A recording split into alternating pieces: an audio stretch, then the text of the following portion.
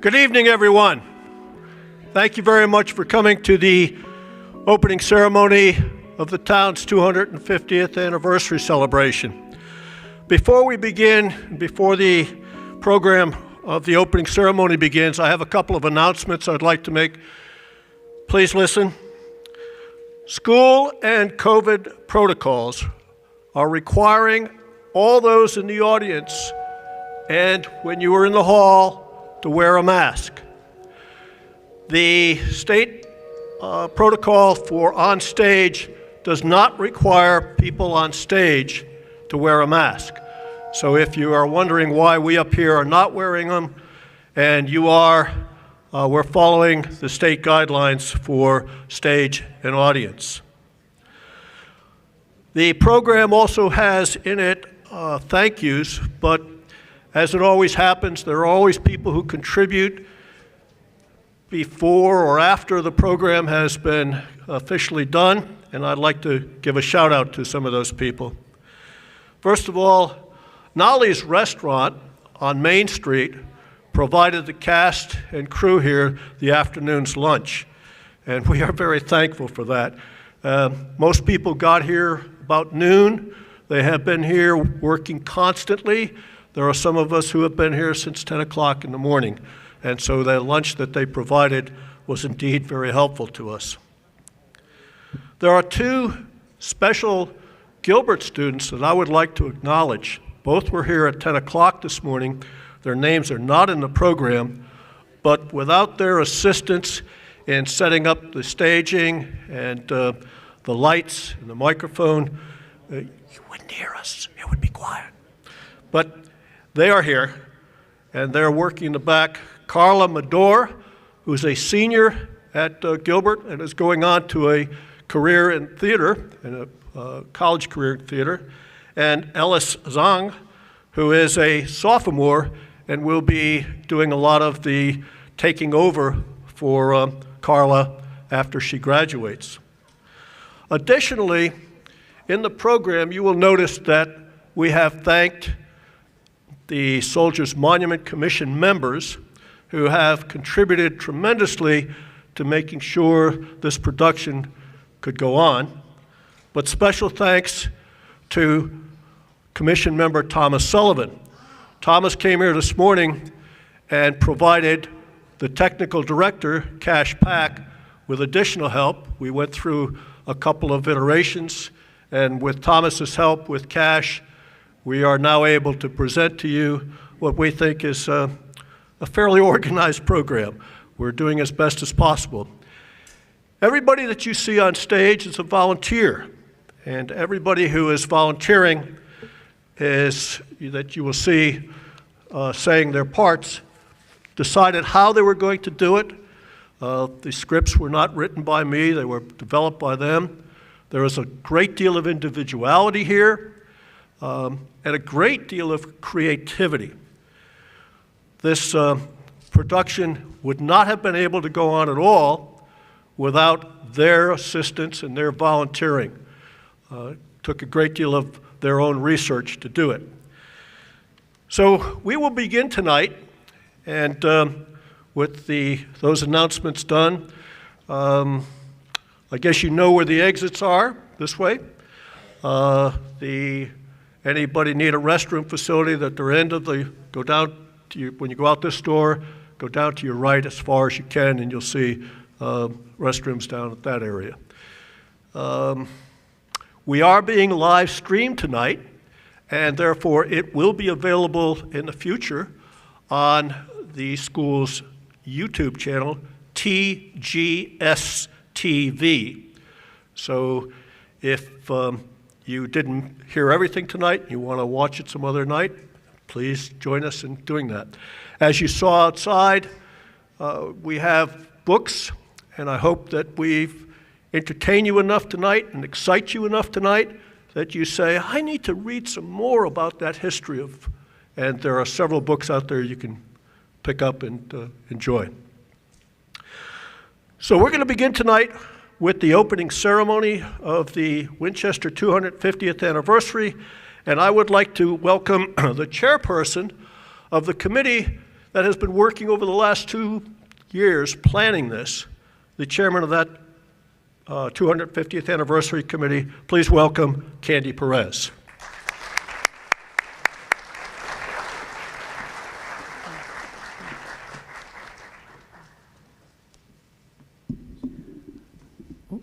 Good evening, everyone. It's so nice to see so many people here. I know we're going to have a really good night, and the play is going to not only be informative, but I think it's going to be a lot of fun, too.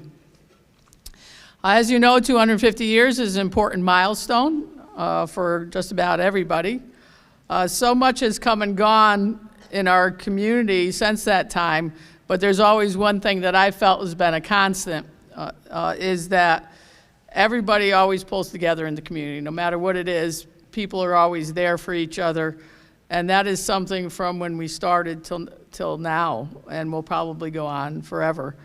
Our early history, as we'll learn tonight, and some of you know from the books and whatnot, is that our community has had an impact at the state and national levels with the inventions that we've had, the manufacturing that we've had, and the leaders that we've had. And we have families, and some of you are in the audience tonight, that have direct lineage right to the people that founded this community 250 years ago. A little bit of perspective, the United States will not be celebrating our 250th anniversary until 2026. So Winchester was there first. They should have made us the capital. As you know, these things don't come together by themselves. There's a lot of people behind the scenes that do everything. And there's been a committee. We did a lot of it. We started off in person, then, as you know, with the pandemic, we Zoomed a lot, which I think saved some people miles, but we did miss putting things together. And that was one of the hardest things because, our birthday is May 21st from 1771, and we had this whole thing planned up in Winchester Center for that day, but now we're not. And instead, that's going to become the closing ceremony this coming May 21st, which is now better. It's a Saturday night with a dance. We'll do things on the green, and we'll get all of that going. Other things have rolled out slowly, but there's still recognition when you look around. We had community partners at Whiting Mills. They were the first ones to put up a 250th banner.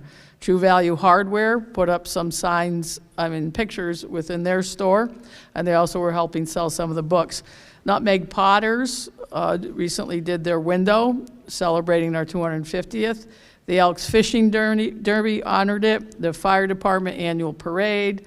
Of course, there's Long Lake Lager at the Little Red Barn for the 250th.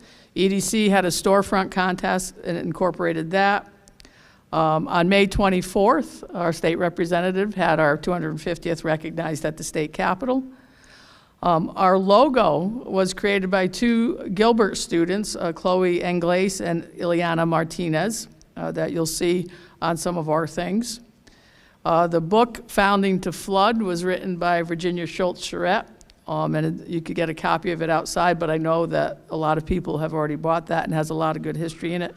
We had a mural coordinated by Lara Green-Kozlowskis, who wanted to make sure that we had something that people could see. Next year, the Laurel Parade and the Pet Parade are going to combine, and they're going to be a large 250th celebration. The Winchester Grange, this summer, they incorporated a 250th theme, and they had the little pet parade because we couldn't have the real one in person. One of the people we really need to thank a lot for all of our banners and signs on the historical side, on the church, on the poles downtown is Candace Bouchard, and I know she's here somewhere. She really put those together for us and made that big visual throughout town. This winter, we hope the Gator Parade incorporates the 250th and other little things as we go along. We'll continue the celebration of 250 years because it's 250 years. So we want to also take a moment to thank our Northwest Community Bank, who made a large donation for this evening's play to help with all the costs that were associated with it. So Northwest Community Bank, we really appreciate their help. And last but not least is this play is the brainchild of the Soldiers Monument Committee to commemorate history and also to bring it to you, similar to their cemetery walk. So the Soldiers Monument Commission, led by Jack Bork on this, is really responsible for tonight's play, and we really appreciate everything they do on a yearly basis, but especially for tonight. We have a few speakers to open up our ceremony, and I'd like to introduce them now. I'd like to start with the Reverend Jacqueline Hall from the Winchester Congregational Church to say a few words. Come on up.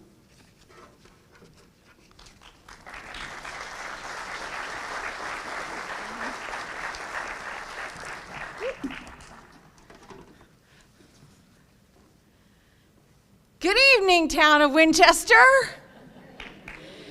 Hi, I'm the Reverend Jacqueline Hall, and I bring you greetings from the members and friends of the Winchester Center Congregational Church, just 5 miles up the hill on 263. But before I bless our time together, I wondered, did you know that if the town of Winchester is having a 250th birthday, that the Winchester Center Congregational Church is having that same 250th birthday? Before 1818, before you could become a town here in this Connecticut, you had to have an ecclesiastical society, which is a fancy word for congregational church. And that congregational church had to have an ordained Orthodox pastor that came along with it. And so you needed that to establish the town. And so we were there up on the top of the hill. And in the early years, these ecclesiastical societies were often responsible not just for worship, but for education and for civic things and even the dog pound and training the militia. That's why you find so many congregational churches have a green in front of them. And the societies were supported by the town's taxes, and everyone, and I wish it was still this way, had to come to church on Sunday. But that's why our buildings are not really called churches, they're called meeting houses, because they were not just religious buildings, they were community centers. So it all began up on the hill with land that was given to taxpayers of Hartford and Windsor. And it has been farmed, I'm told. I saw the hay bales today. It's been farmed from the beginning. I'm told it's been very hard up there because the land is full of rocks, and we also have a very high water table, so it's kind of marshy. And but we've had dairy farming for the last 150 years, and then we had sheep farming before that.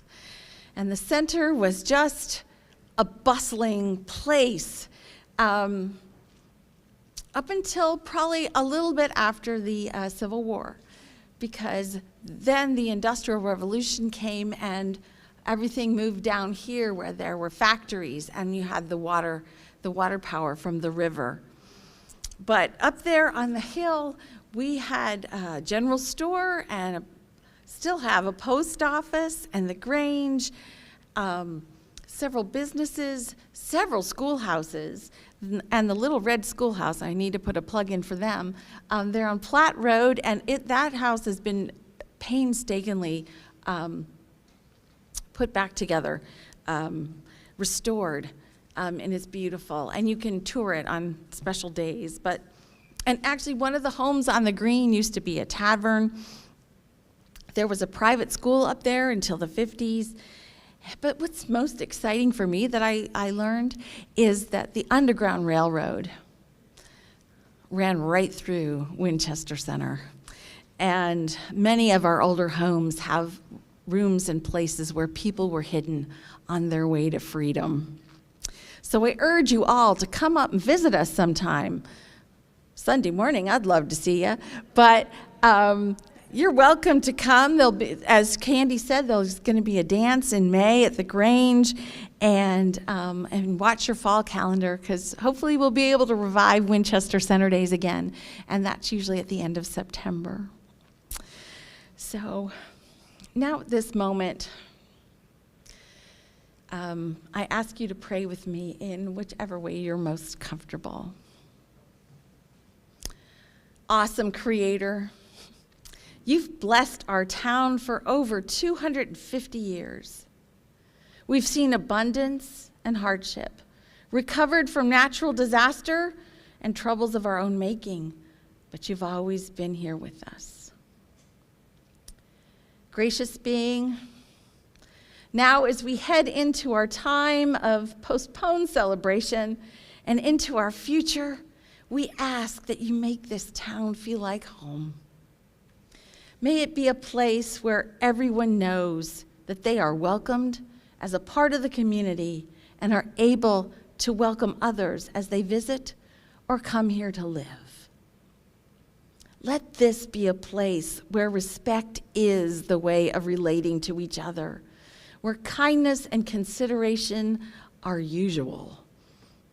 Let this be a place where all people, young and old, can grow and learn. May our town be a safe place physically and socially. May we be able to walk our town at any hour without fear and live in our town without ever feeling threatened. Bless our town leaders with wisdom for the challenges and the opportunities that lie ahead. May our town express gratitude abundantly. May joy overflow here. May this town be a place where people listen and people know that they are heard. May understanding be real in this town, and may it be a place where the truth is always spoken, never with malice, but spoken in love. And may this town be a place of contentment for all its residents, where everyone has what they need. So bless this town, we pray. Keep it safe night and day from storms and unrest and from winds of outrageous fortune. May it be a place of shelter and each home a resting place where the doors are open wide for neighbors and the windows a place to view creation in all its splendor. Bless our play tonight and all the anniversary activities coming this year. Bless each of our town buildings, businesses, and homes, and guard each person in them. But most of all, bless us, all of us, and may we all live in peace. Amen.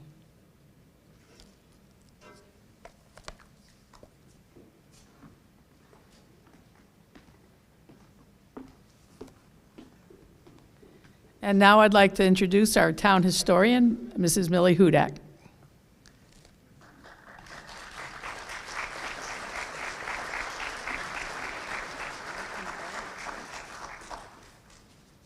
I'm going to keep this brief because I know you didn't come here to listen to me. You perhaps don't know this, but there's the oldest military organization in continuous existence is celebrating their 250th anniversary this year. And that's our very own Governor's Foot Guard of Connecticut. And some of you may not enjoy history, but history is not for us to like or dislike. History is for us to learn from. Winchester, the old society, came to life in 1750 when Caleb Beach landed up there and built his log cabin. It was 10 years later that David Austin found his way down through the Dugway and built his cabin at the head of the lake. The center of Winston at that time was a huge swamp that could not be penetrated from Chestnut Street beyond the YMCA. It wasn't until the Greenwoods Turnpike and the railroad came into town that the river then was dredged and our main street existed. Throughout the years, we all know Winsted has had fires, floods, a cyclone, a bank robbery, but Winsted has always recovered. Winsted continues to move forward. We have a college. We have new merchants on Main Street. We have a state-of-the-art medical facility on South Main Street, and soon to be a beautiful new Mary P. Hinsdale School. And all this doesn't happen without the dedication of our town officials and the volunteers who sit on the commissions and boards within this town. We're happy to have the Friends of Main Street, who do many, many tasks in town, and you probably don't even know they exist. I encourage all of you to get involved in town. If you have a pulse, you have a purpose. If you have time, the town could use you. That's all you have to do is volunteer. 1 hour, 2 hours a week. Be part of the town. Be part of what it's doing. I encourage everyone also to visit the Historical Society. It's supposed to be, open now, but it's a little bit too cool up there. But you go up there, you'll learn exactly what they're going to portray tonight, what built this town, and what makes it a great place for you and I to live in. I'm going to close because I know you don't want to hear any more from me. Enjoy your evening, everyone, and enjoy being a resident of Winsted.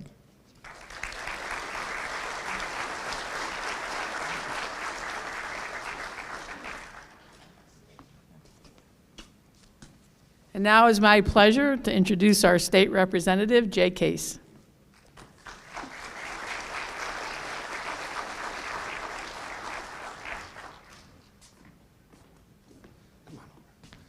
Come on over, Candy. So it's great to be here tonight in the 250th anniversary. As Candy mentioned, we celebrated it at the House Capitol on the 24th. There wasn't any public allowed in the building, so it was just us boring legislators that were there. But as I look at this 250th logo here, that's the exact photo I have in my front room. It's quite large, but it was in Dr. Case's office, so it might be an original, I don't know, but I love that photo. Candy and I can probably pick apart the lake right there and decide that it's a little bit different these days. But with that said, we'll move on here. Myself and, darn it, glasses again. He's getting old. With that, myself and Senator Minor of the 30th, we hereby known that the Connecticut General Assembly hereby offers sincere congratulations to the town of Winchester.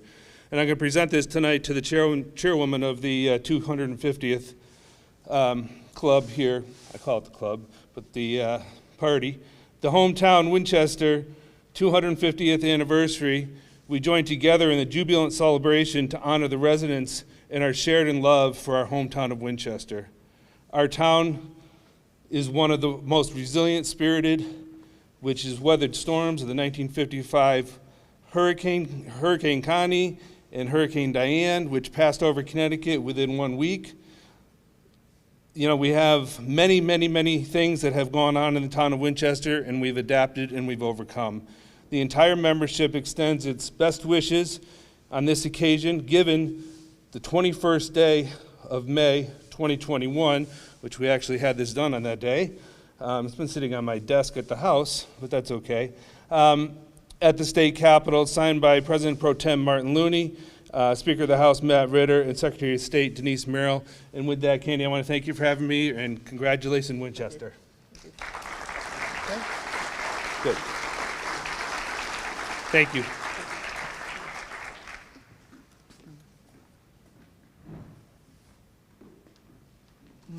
Thank you, Jay, for this. This will also go to Town Hall and where it will be displayed there.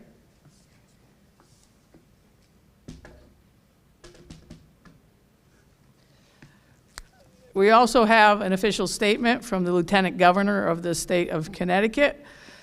She takes great pleasure in offering our sincere congratulations to Winchester, Connecticut, in celebration of our 250th anniversary of its incorporation. Winchester's inviting atmosphere attracts many to experience all it has to offer, from the town's eclectic architecture to the alluring landscape of Highland Lake. Winchester has successfully maintained its charm for 250 years. Happy anniversary and congratulations on this incredible achievement. Susan Beisowitz, Lieutenant Governor, sent this along, so we really appreciate that she took the time to do this. Right now, I would like to invite our town manager, Josh Kelly, to come up and say a few words.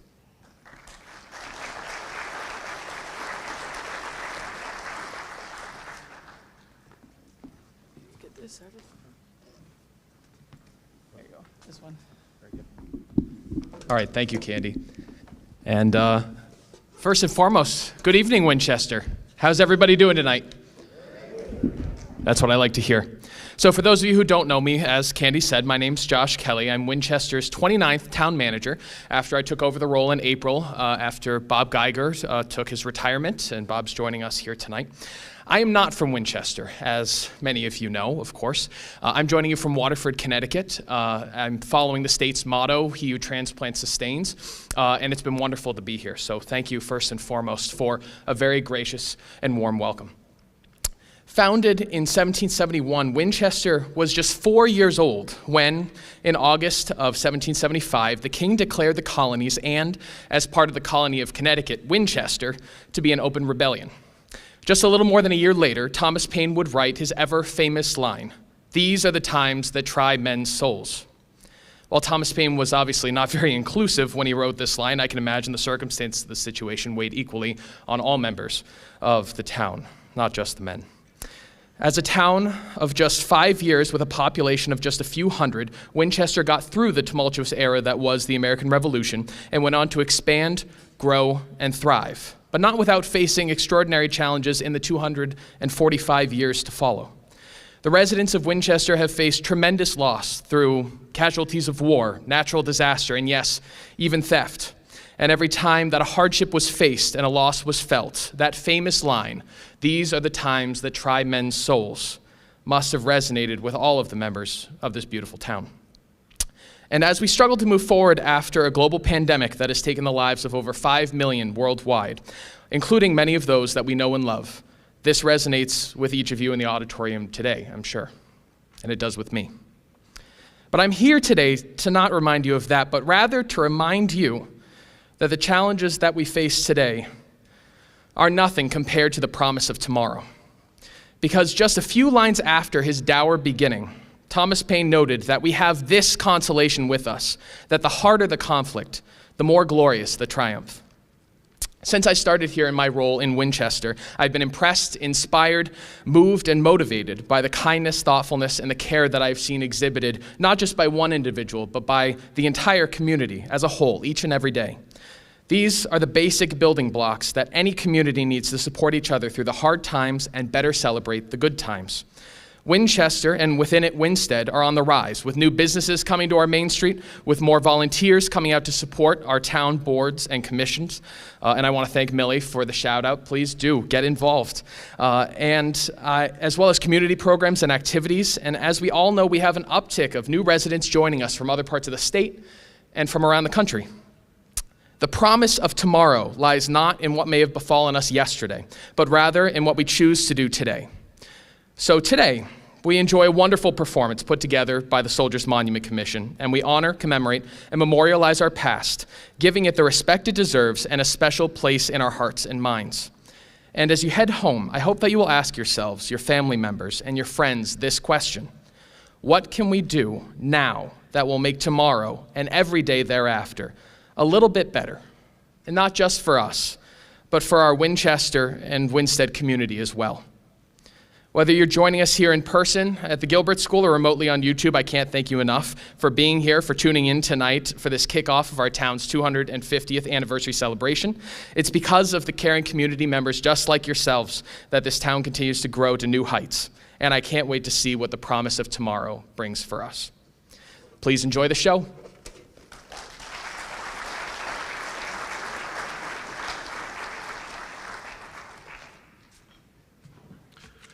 Thank you for the opening comments, and we will begin in just a moment.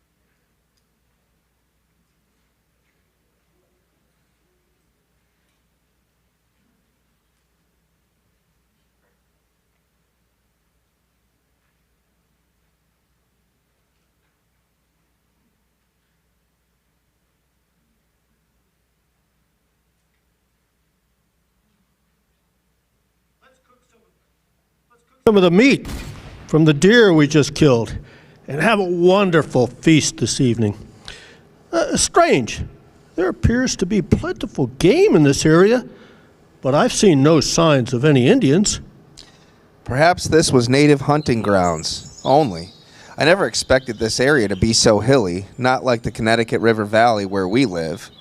It was a long walk up here from the river. Tell me again, why did the general courts want this section of the colony surveyed? Well, the land grant of 1686 set aside these unoccupied lands for some of the original settlers of Hartford and Windsor. And until May of 1744, no land was officially given to any of those residents. Oh, my uncle, Reverend Thomas Buckingham, wanted the land surveyed. But like so many other things of the English government and court, nothing was done until a couple of years ago in 1758. But who will come out here to live? No roads. It's hilly and precipitous. It's going to be hard to get those Hartford and Windsor families to move from that fertile Connecticut River Valley to this area. Yeah, I heard that some settlers, name of Beach, from the Goshen territory up a ways, might have moved to this area. Well, I hope he and his family are resilient enough to manage a homestead in this wilderness. I'm betting there's not much ever going to develop out here. Let's cook that meat and settle in here along this lake for the night. Sounds good.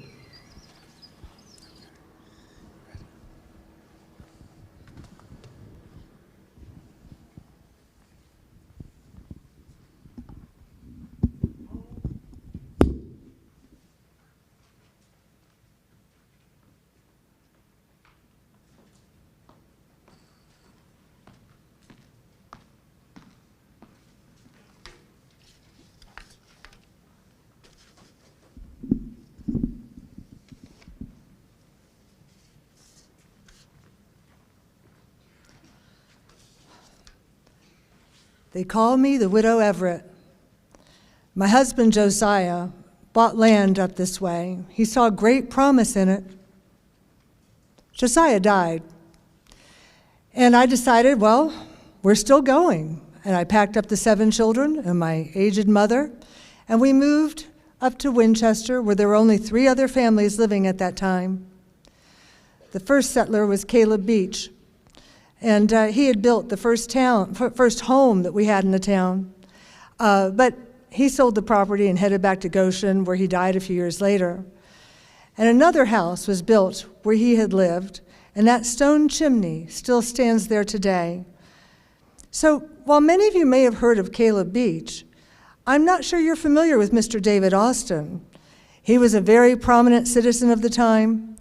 He purchased land in an area that no one could figure out why he was doing it. In the howling wilderness, he decided to buy land. And then he built a road that went down to it and started bringing in construction material. And before you knew it, he had built a sawmill and a grist mill.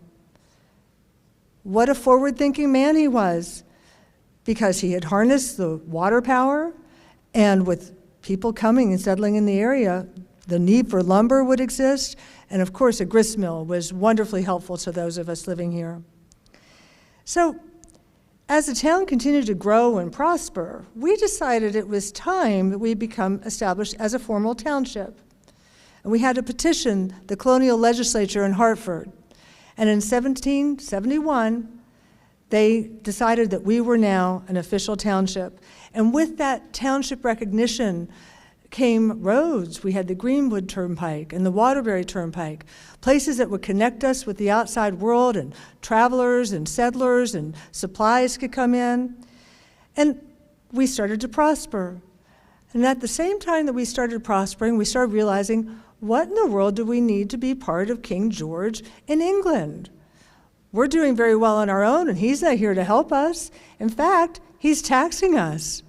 So I'm sure some of our neighbors were not fully supportive of the revolution, but most in Winchester Center were people who supported the Continental Congress, General Washington, and the Continental Army. And we had men, young and old, who went off to fight for the Revolutionary War. 2 of them sadly did not come home. But most of them who went felt that they had done something great to help secure our freedom in 1783 at Yorktown. The men from Winchester fought in a lot of battles that I'm sure you've heard about.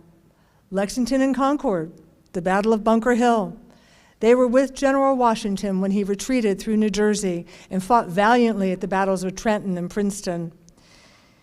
They spent a very long, cold winter with him at Valley Forge. And while they were cold there, we were very cold here at home.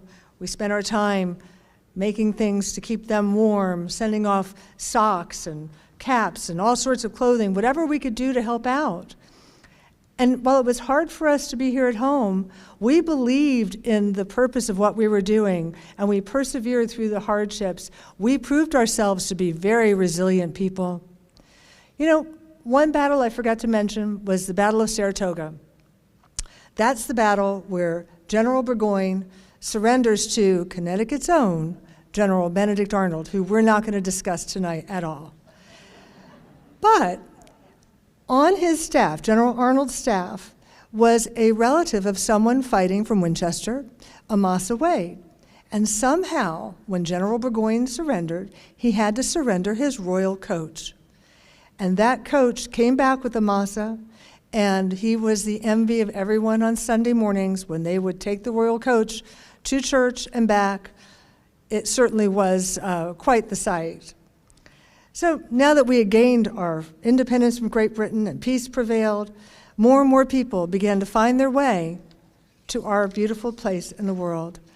And I believe that the Reverend Marsh is here to tell you more about what happened next. Reverend Marsh. Thank you, Hannah. Fellow citizens, I moved from New Hartford to Winchester Center to accept a job offer to be the minister of the Winchester Center Church. Our meeting house, which was on the Winchester Green, was built in 1786. It had 2 stories, and my pulpit was on the staircase going to the 2nd floor. On the town green, our town militia would often train and drill. Also, that I found very disturbing, was a whipping post and stock that were used to punish those who misbehave. This plaque marks the spot. As its minister, I provided the spiritual leadership, and the church provided the meeting house. Oh yes, some of those meetings in the early 1800s were heated affairs. Moving to Winchester was based upon finding an affordable house, which thanks to our congregation, I was able to do so. My home is located on Chapel Street. A picture of a more modern rendition of the house I would like to thank the current owner, if they're in the congregation, for keeping it preserved. Not everyone who came to Winchester stayed. According to town clerk John Boyd, who lived here for nearly 81 years and who wrote the original history of Winchester and its families, in the early 1800s, the Hartford to Albany Greenwoods Turnpike, now Route 44, opened up more fertile and less harsh land in the west.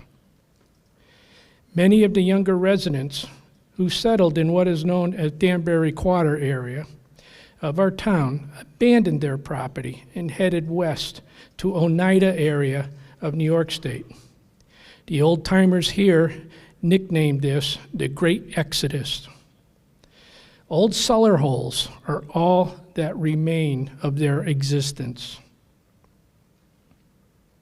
The building and maintaining of the Greenwoods Turnpike, along with many of the other roads in New England, was done by private companies. And to recoup their investments and gain a profit, toll booths were established along the way. This toll booth was located 1/2 mile west of downtown Winsted. The creation of the Greenwoods Turnpike greatly benefited Winchester's farming community by providing transportation all the way to the Hudson River, which allowed Winchester's produce to be put on boats and sailed to New York City, a huge market. This picture shows a very crude and muddy road. But look real closely at this road. You see no potholes, do you? Not a one. It was decided to build a new meeting house in 1840, and the land for the new church was leased to the society by Isaac Bronson. The new building was contracted for in 1841 and dedicated in June of 1842. At that time, gated slips, or pews, were sold to the highest bidder to help defray some of the construction costs. The original oil lamps and chandelier that still grace the sanctuaries today were converted to electricity in 1944, when the electricity for the new furnace was installed. The Bronson Supply Company, which is to the left of our church, supplied Winchester Center residents with a post office, lumber, and some of our basic needs. The roads, which were nothing more than basic trails and cow paths between Winchester Center and Winsted, were in terrible condition and very difficult to travel.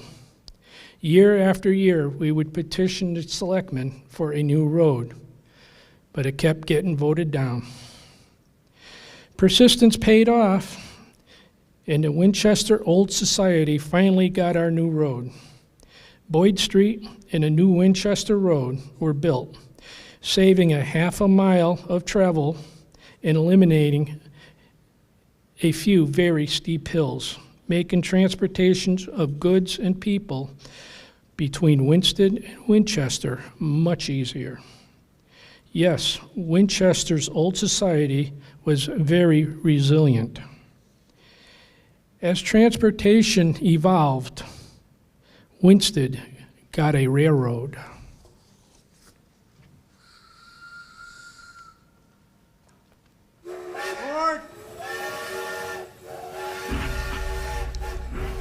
Hello and welcome aboard the train I call Winchester 250.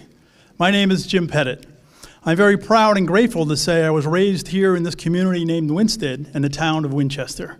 Tonight my colleagues and I will show you and tell you a little of our history of our favorite hometown. To bring the story to life, let's see a few older photographs for your viewing pleasure. Those lines on this old map, I can't believe it, but they're all old railroad lines. Not 91, not 84, not Route 8, not even Main Street. That's all railroad lines.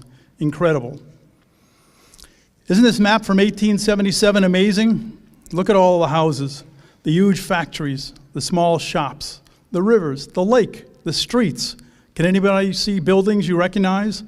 I see my parents' historic house on Spencer Street next to the 4th District School, now the Mary P. Hinsdale School. As a conductor, this is one of my favorite pictures. The locomotive engine pulling a line of cars.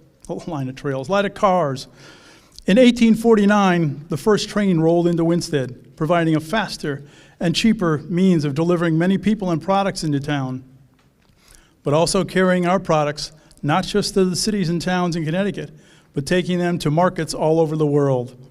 I'm sure you will recognize a few names: the Gilbert Clock Company, Strong Manufacturing, the Union Pin Company, which produced over 1 million pins a day.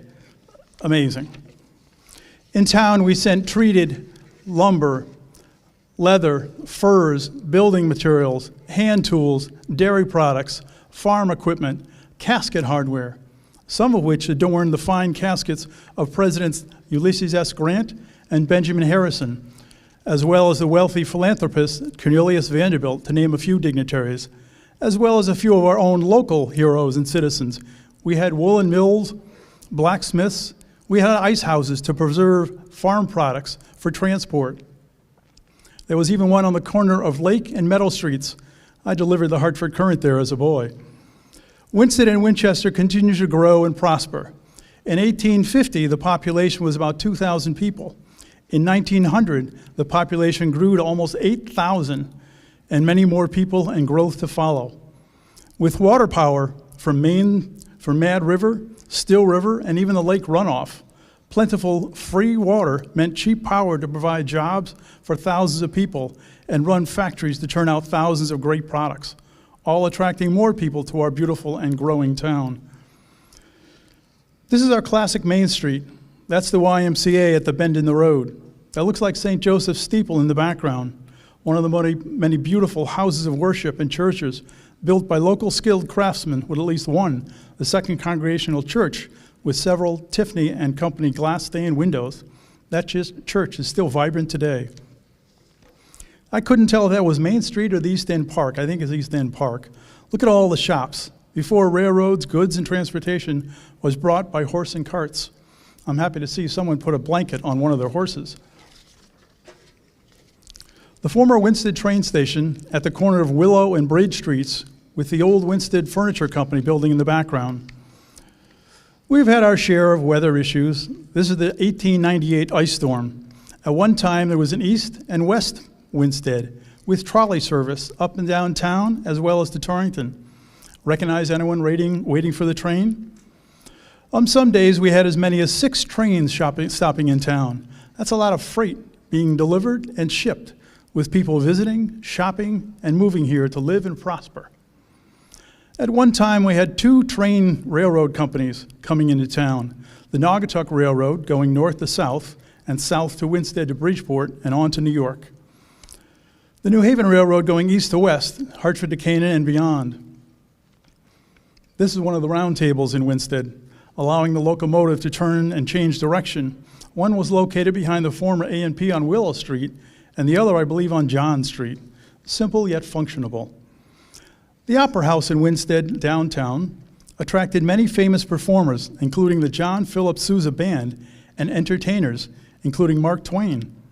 While even Buffalo Bill Hickok came by rail and put on 2 shows at Raleigh Field, drawing over 16,000 people, mostly brought to town by train. Quite a draw for an attractive and growing community. Obviously, this was a sold-out performance at the Opera House, built in the 1870s with seating for 600 patrons. Unfortunately, fires destroyed so many of our beautiful buildings, and now we have one of the finest volunteer fire departments anywhere. The Hurlbut Bank, pretty sure that's the center building, which shared space with the local jail at one time, which I found quite interesting.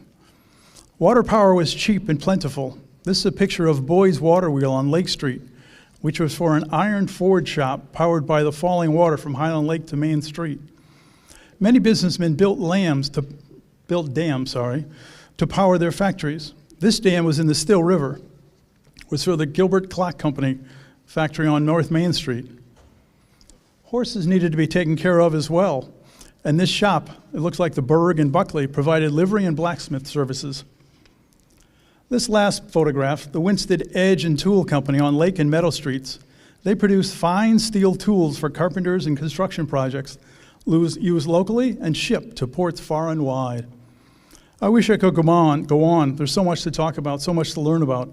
The governor, the Secretary of State, all from Winstead. Pictures of the many elegant and busy hotels, beautiful homes. Electric Park on Highland Lake, the huge hotel on Highland Lake, the trolley, the racetrack, on and on and on. As what's been said before by Millie and others, I urge everyone to learn more about the history of the town you call home. Books by Virginia Schultz Charette, John Boyd, and many others. More reading material and photographs are available at our wonderful Beardsley Memorial Library. The Solomon Rockwell House, see the Cornelio film, and of course, take an exciting ride down the rails of history, the Naugatuck Railroad, just down the road in Thomaston. The same railroad lines used to bring the railroad to our town. What a unique and fun trip. I say it's a trip back to the future. Finally, the railroads have stopped coming into town, but thanks to each and every one of you and more to come, for our town, the engine of resiliency and progress is still running strong. Let's keep it going. I hope you enjoyed this part of the program. Thank you for your courtesy and attention. It's been my pleasure. Of course, there are souvenirs in the caboose.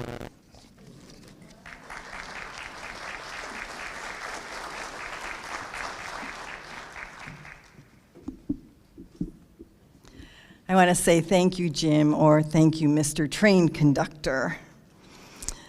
Tonight, as we celebrate 250 years of resilience in our community of Winstead, in the township of Winchester, we are seeing a tapestry of generations woven together every generation in action, leadership, and deed, impacting our daily lives, yet in years to come, what will become our history. I'm Deirdre Houlihan DeCara, a lifetime resident of Winchester, and I represent 4 generations of Houlihans in our community, and I believe we have proven our resilience. In stories my dad would share, my great-grandfather, James, came to Winstead by train from New York as an Irish immigrant in the mid-1800s. He was a tailor by trade. He actually would commute to New York City to work, leaving his family in town. On returning one weekend, he arrived to find his wife and children had been struck by an epidemic and had already been buried. This would seem so very hard and shocking to believe, yet now, 150 years later, we find ourselves experiencing our own worldwide pandemic. Thankfully, James had the resilience to remarry, and my grandfather, James, was born in the 1880s. My grandfather had a clothing store, then with ready-made clothes that my great-grandfather would tailor fit for their customers. My dad, John Houlihan, born in 1909, told stories of how he would be sent on the trolley between the store in Torrington to his grandfather's tailoring shop in Winstead. Our family, for 4 generations, has always had a home on Highland Lake, yet my dad chose to purchase the Tunis Goodenough farm on South Road in Winchester in the 1940s, which is where I still reside. The property on a plateau of a hilltop was the perfect site to build the Torwin Airport, as Dad had learned to fly during World War II. We are the 7th family to live in the Saltbox Colonial House, originally built by Jonathan Coe in 1764. In my childhood in the 1950s and 60s, on our end of South Road, we had 3 dairy farms and 1 chicken farm, which was owned by Wallace and Lena Pendleton. Lena was by then a delightful old woman who grew up in my house as she was the daughter of Tunis Goodenough. She would tell us tales of her childhood in the late 1800s. The Winchester Grange was founded in our living room in 1888, where Lena and her sister from upstairs, hanging over the banister, listened to all the grown-ups gathered below. Can you imagine what it was like the night of January 2nd to have most likely come by sleigh in the dark, cold, and freezing night after everyone's farm chores were completed to allow them an evening out? Mrs. Pendleton also shared how she attended school at the one-room red schoolhouse on Platt Hill, and she loved to describe her wedding, which was held in our dining room, decorated in pine boughs with its wide colonial floorboards.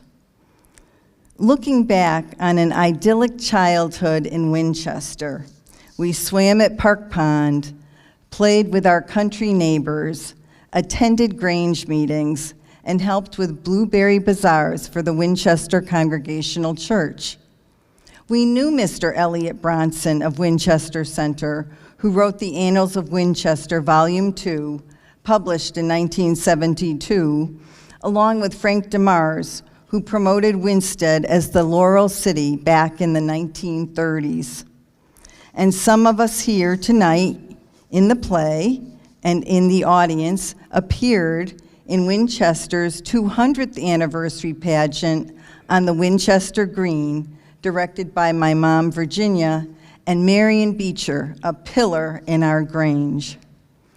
We know that life in our Winchester is very special, and that generations of families are woven into the strong fabric, contributing to our community life. And for whatever the future holds, we are filled with hope and are most definitely resilient and ready to pass on the torch.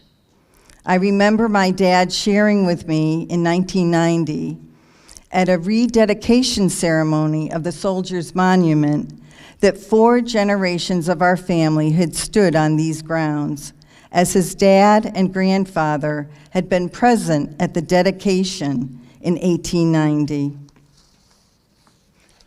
Here is Mrs. Simmons, and I hope that she's going to share insights with us to life in Winstead in the 19th century.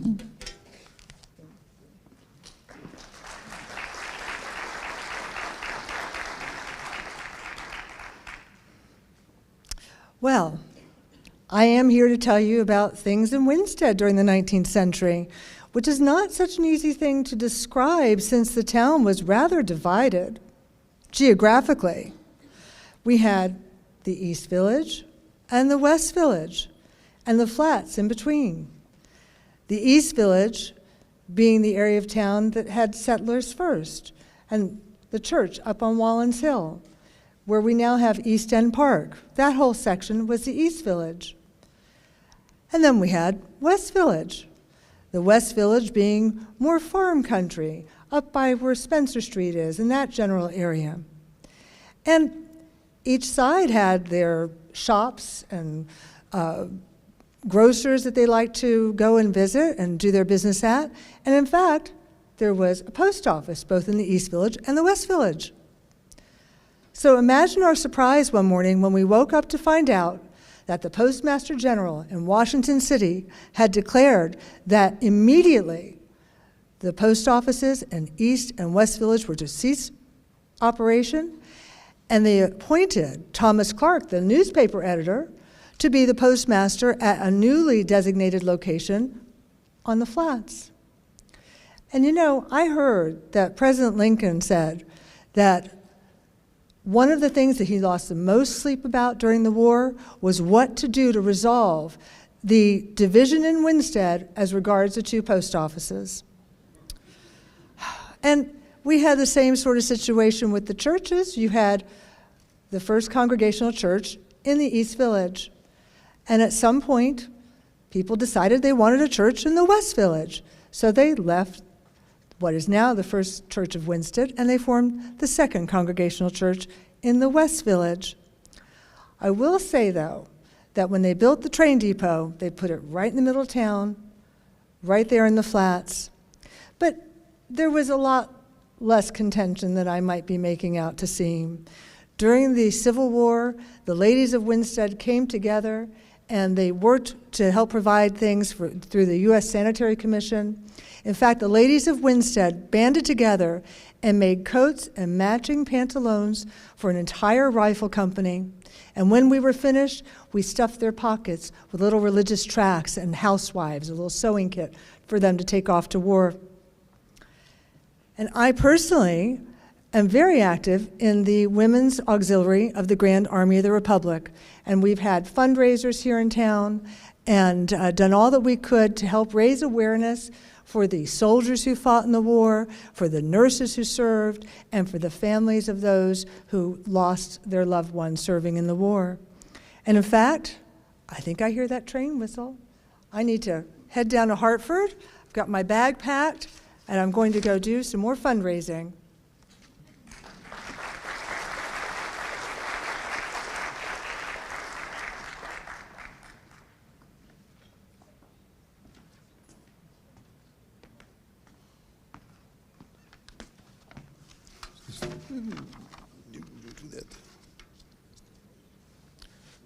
Scoundrels! Scoundrels and hornswagglers, all of them. And do you know who they are? The citizens of Connecticut. And do you know why? Because up until 1776, Connecticut had more slaves than any other colony in the entire Northeast. And why was that? Southern cotton. You needed the cotton to make the bolts of cloth so you ladies could sew your dresses. You needed the cotton thread to sew those dresses as well. So you kept the industry going in the South by demanding the cotton. And thus, workers in Connecticut that needed to do the menial jobs were slaves. But in 1784, there was the Gradual Emancipation Act passed in Connecticut. And that act decided that any slave child born to slave parents in the state of Connecticut would be freed by the time they reached 25 if they were male, 21 if they were female. But again, what is the problem here? What about those who are already slaves? What about their parents? Do they receive any kind of manumission? Not at all. We will have slavery in the state of Connecticut until 1848, when those generations that were older and produced those births died off. So scoundrels and hornswagglers, I say again, the citizens of Connecticut. Half for slaves, half against it. Politics were unusually divisive in those days. But we had an active anti-slavery society. It was founded in 1838 by Uriel Tuttle, whose district ranged from Torrington up through Winstead into Winchester and beyond. His secretary was Jonathan Cole. The vice president was Noble Everett, Hannah Everett's grandson. And there were others involved as well. Jonathan Cole's son, Daniel Cole, the Reverend. Silas McAlpine, who lived in Winchester. All these people were starting to come together, and they were bringing more sentiments into the town against slavery. But we needed a cause. And in 1840, that cause came along. That was the Amistad.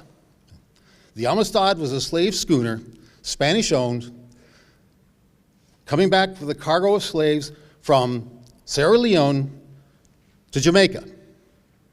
And these slaves, those who were left anyway, because many of them died on the trip, mutinied, as they shall say in court, mutinied, took over the ship, and tried their best to sail it back to Africa, but not knowing how to navigate, they ended up sailing it into northern waters, where cold, hungry, destitute, weathered, beaten, they were picked up and brought into the port of New Haven.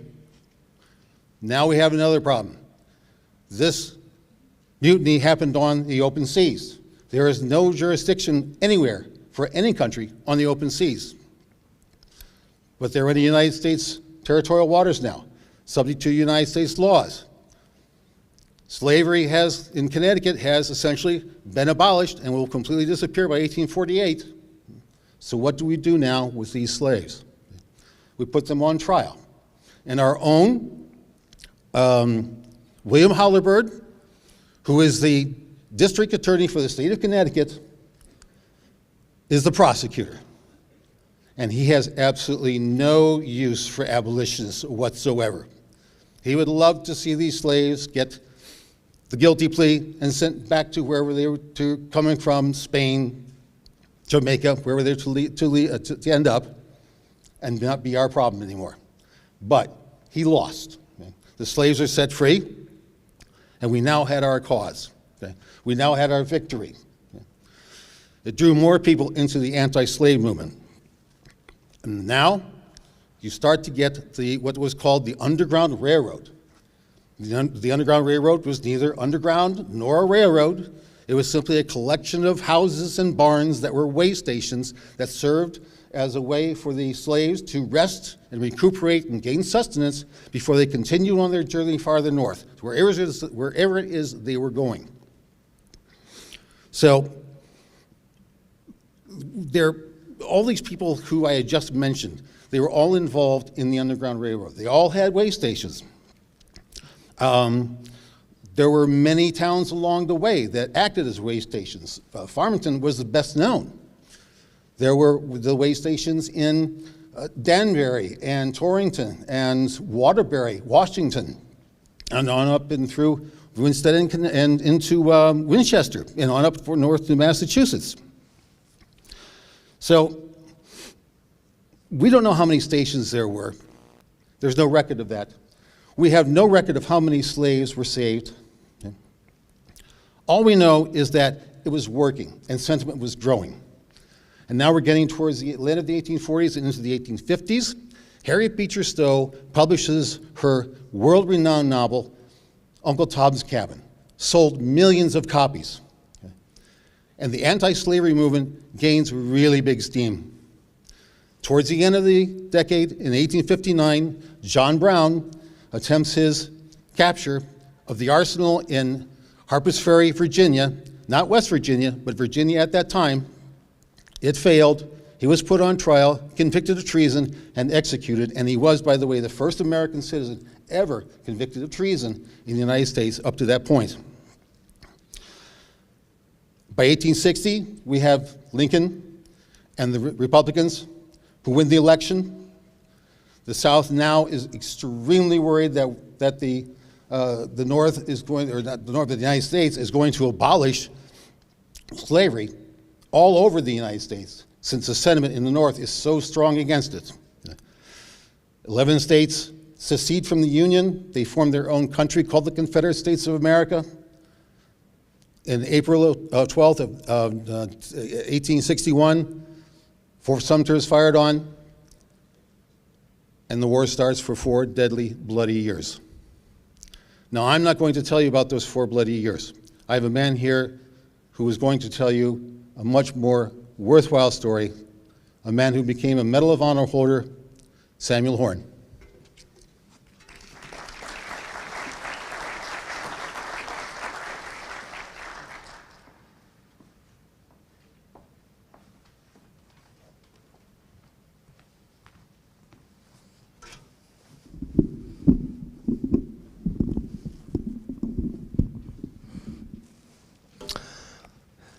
Hello, my name is Samuel B. Horne.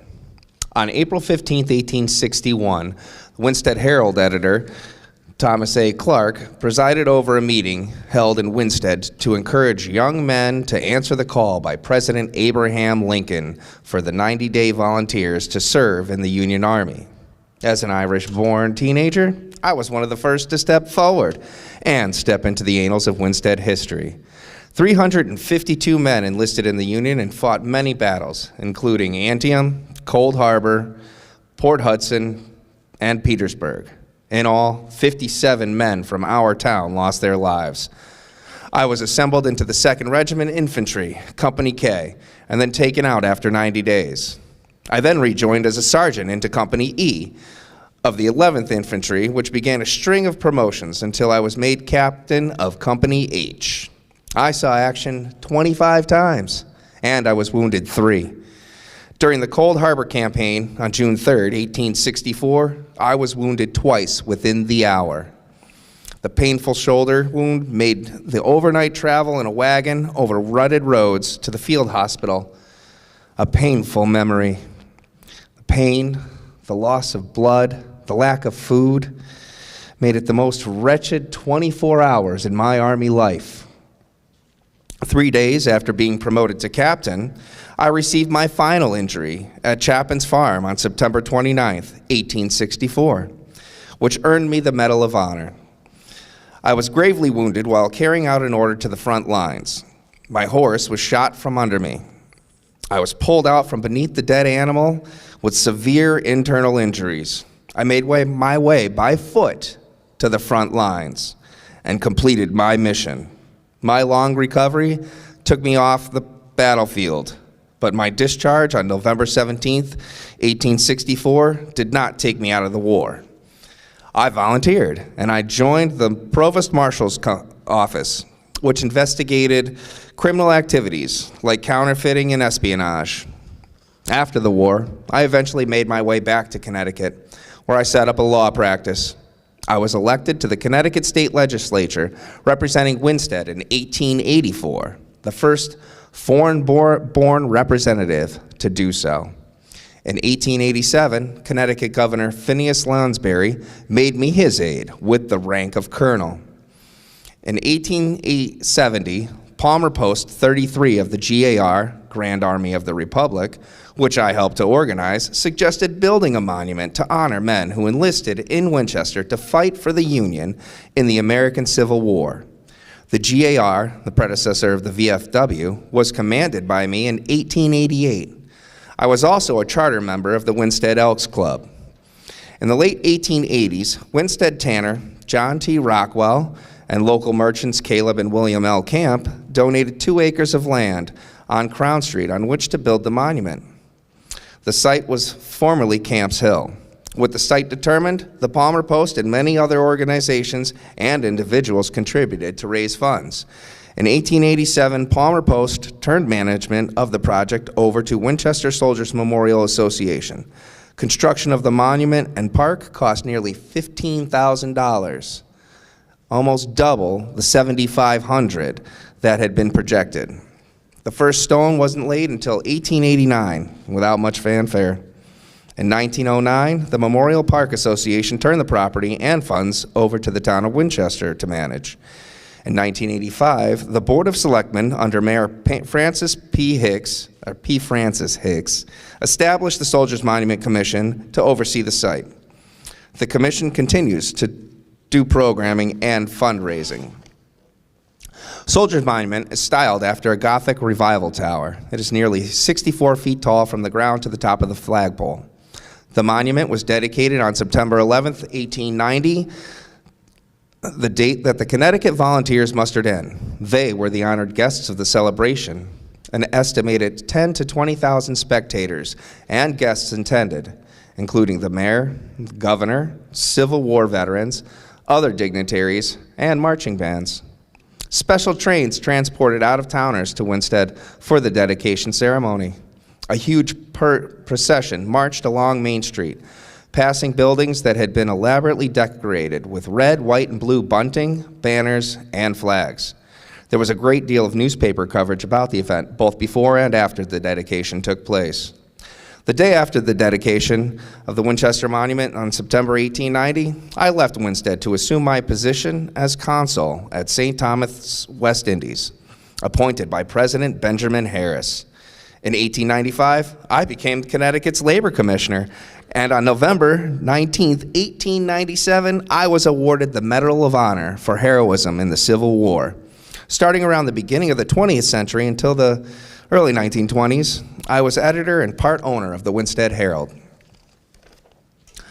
A castle-like stone arch on Crown Street serves as the entrance to the Memorial Park grounds. It dates 1860 to 1865. On the arch, indicating the years of the Civil War. The arch walkway around the monument, circular driveway, stone fences along Crown Street, and the water fountain were all completed after the Soldiers' Monument was dedicated. There's a fireplace on the first floor and a dedication plaque on an opposite wall that reads, "Erected by citizens of Winchester in recognition for their obligation to the loyal men who represented them during the War of the Rebellion, whose names are herein perpetuated in grateful remembrance of their patriotic service, 1861 to 1865. 5 long marble plaques on the second floor are inscribed with names of over 300 men who enlisted in Winchester to serve in the Civil War. And an imposing bronze statue is mounted on the side of the tower monument above the roofline. It is about 8 foot 3 inches tall and weighs 2,000 pounds. The statue depicts a standard bearer, a soldier who carries the flag. The figure's stance honors the soldiers who fought to save the Union. It faces south. The hands on hips, elbows bent, and sword angle. I posed for that statue. Funds to purchase the 2 cannons that flank the monument were donated around 1901 by Mrs. Thomas Montague Clark in memory of her late husband. On January 26, 1984, the Soldiers' Memorial was placed in the National Registration of Historical Places. And on September of 1990, a granite marker was placed on the west lawn of the grounds, marking the 100th anniversary of the site. Thank you.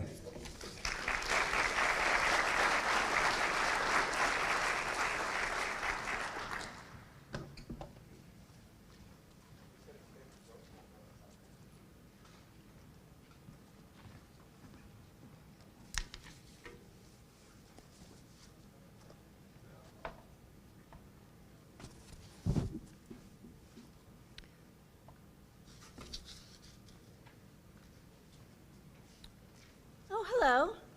Welcome to the Beardsley Reading Room. I'm Delia Rockwell Beardsley. I'm so delighted you've come to visit. Well, Mrs. Beardsley, thank you so much. It's so wonderful to meet you. I'm Marianne Mitchell. Thank you so much for coming. You may know that I opened this reading room in honor of my late husband, Elliot Beardsley. He was one of the most well-known citizens and well-off citizens at the time of his death. He actually owned several manufacturing companies, including the Empire Knife Company with Mr. Alvord, and also the Beardsley Scythe Company. Mr. Beardsley was a deacon of the church. He was a director of the Winstead Savings Bank, and he was also a state senator, and he would be so proud that his name has stood for generations to come in this institution. Oh my. I was born and grew up in Winchester Center, and my father, Jonathan Blake, was a representative in the state legislature in 1851. I wonder if he and your husband knew each other. Perhaps they did. When my parents passed, I built a home on the east side of Winstead, across from East End Park. And every day when I look at that former military parade ground, I envision that it could be a beautiful park. And I would just love to see it be a community gathering place. Yes, that would be lovely. What a vision you have. I would love to build a fountain where flowers could grow, and in the summer, children could cool their feet. I think that it would just be a beautiful place. And if I don't manage to build that before I pass from this earth, I plan to leave money within my will so that that can be built. And you know that fountain did get built and became the first monument in the park. Wonderful. So beautiful. In 1905, thanks to a donation by Charles Pine, another monument was built in East End Park. Charles had enlisted at the age of 16 in the 2nd Regiment from Winstead, and he served as a drummer The monument he donated commemorates Winstead veterans of 4 significant battles in the Civil War. There was Cold Harbor, Antietam, Port Hudson, and Petersburg. Many years later, the Rotary Club will build a bandstand in the park. Have you heard about the plans that the town of Winstead has to build a road around the Long Pond, which some people call Highland Lake?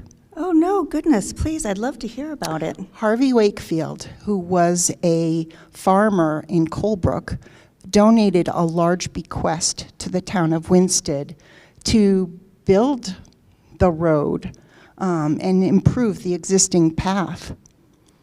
There's a boat launch, and there are plans to build a hotel and a resort, but there's no easy way to get there. Someday I'll bet there will be lots of people that go to that boat landing, and people will come from all over to visit the Electric Park Pavilion for concerts and dancing. I do love dancing. The town honored Harvey Wakefield and his gift to the town by naming the new road Wakefield Boulevard. And they erected a plaque, a large bronze plaque on the ledge of Second Bay. And it reads a tribute in remembrance to Harvey Wakefield, a citizen of Winchester, in grateful recognition of his bequest to the town, which has enabled it to provide for public use of this lakeside drive. Delia, I love your reading room. Do you have any plans to expand it or do anything with it? Yes, indeed we do. As you can see, we're starting to burst at the seams at our current location. The reading room was first opened at the Beardsley block on the corner of Main Street and Lake Street. But as the collection grew and grew, several years from now, after I'm gone, there will be a group that forms called the Ladies Library Association, and they will work in support of moving the collection to another building. Yes, and so they will enlist the aid of a gentleman by the name of Jennison Whiting, who had plans to build a library building on the corner of Monroe and Main Street, a short distance from here. Mr. Jennison did not want his name on his library, and therefore it would be called the Memorial Library. And eventually, our Beardsley collection would move into that building, and it will become the Beardsley and Memorial Library, which people oftentimes wonder why it has 2 names, and that's why. And up until that point, you actually had to pay a subscription fee in order to join the library of $2 per year.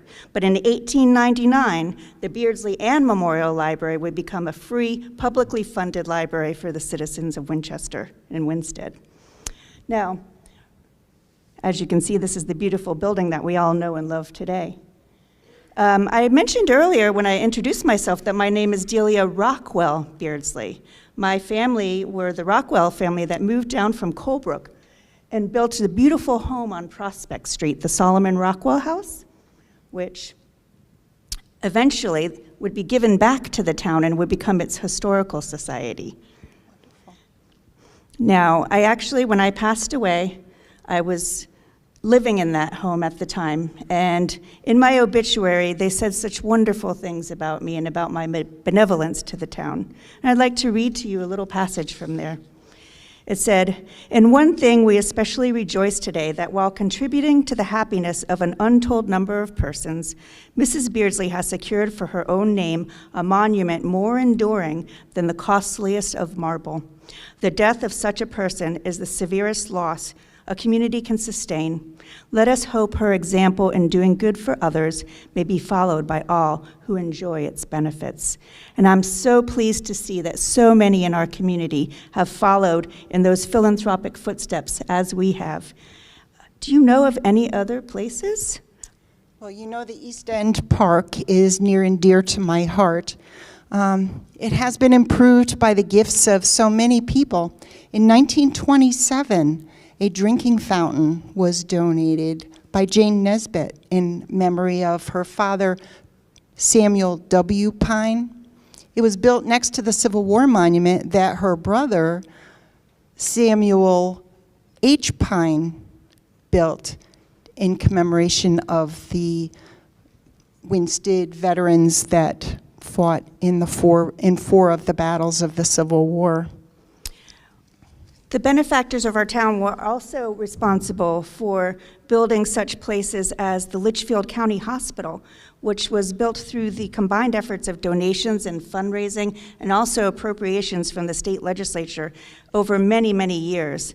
The land that the hospital was built upon was given by Ms. Julia Batchelor of the Thayer Scythe Company. Maria Brown and her daughter Susan Perry also gave very generously to the hospital, which was finally completed in February of 1902.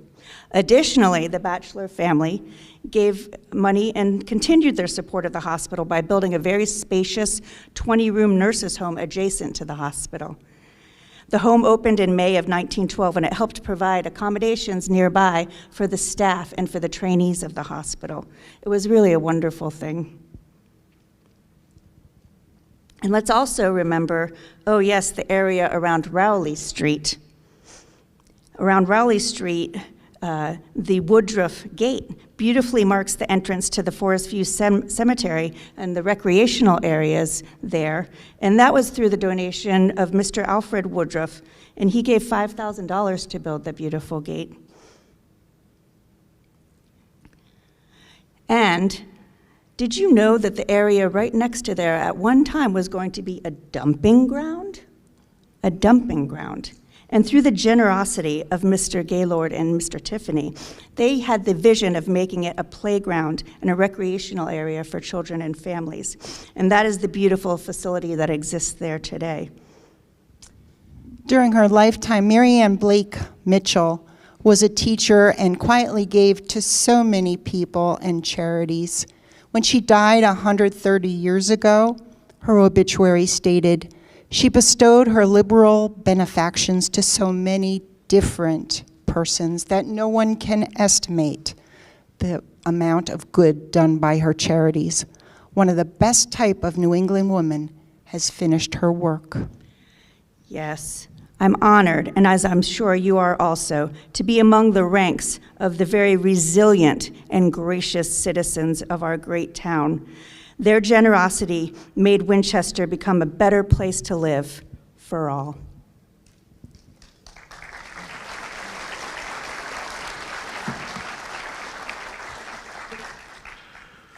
Well, we're going to take a 15-minute break now, but I'm sure your curiosity, and I sure hope it has, been heightened by what you've already heard about our town. Now, you can satisfy your curiosity because we have books out there, and one of the authors is here. She'll do the signing of that, Verna Gilson. There's other books out there. There's so much more to learn, so we're going to have you come back. But in the meantime, during the intermission, we'll be showing you some aerial views of Winstead. And you're welcome to stay in the audience and watch them. But we'll be back here for Act 2 in about 15 minutes. There's some refreshments outside being provided by some of the Gilbert School students. So take a break, and we'll see you back here in about 15 minutes.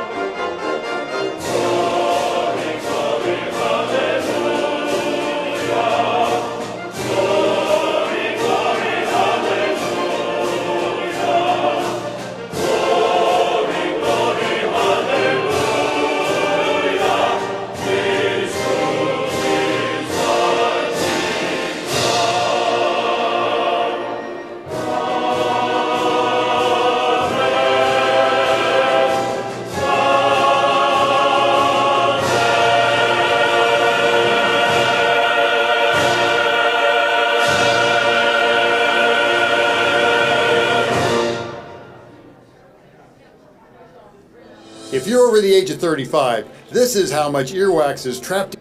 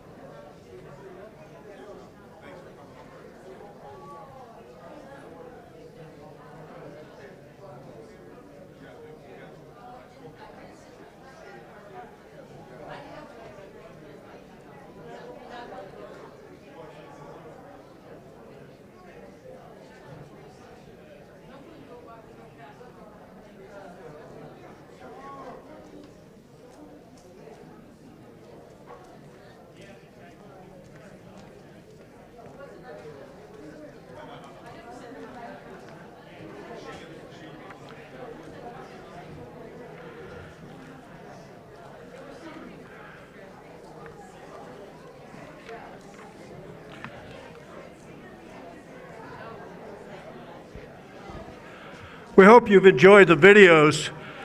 The first two videos are available. The third one, the Soldiers Monument video, you can also pick up on the Soldiers Monument Winstead.org website. As you can see, it was done by a local resident, tied into the music. If you have not seen it in its entirety, it's one of the most dramatic videos that you will see of the Soldiers Monument, the up-close pictures of the soldier. And you can thank Winstead resident Steve Buchanan for doing that and tying in the music to that. So there's where you can see that. But as I said, if you didn't see it in its entirety, go to soldiersmonumentwinstead.org, and there's a link there to that video. And we'll start in just a second. Well, maybe 30 seconds. We got some people coming in.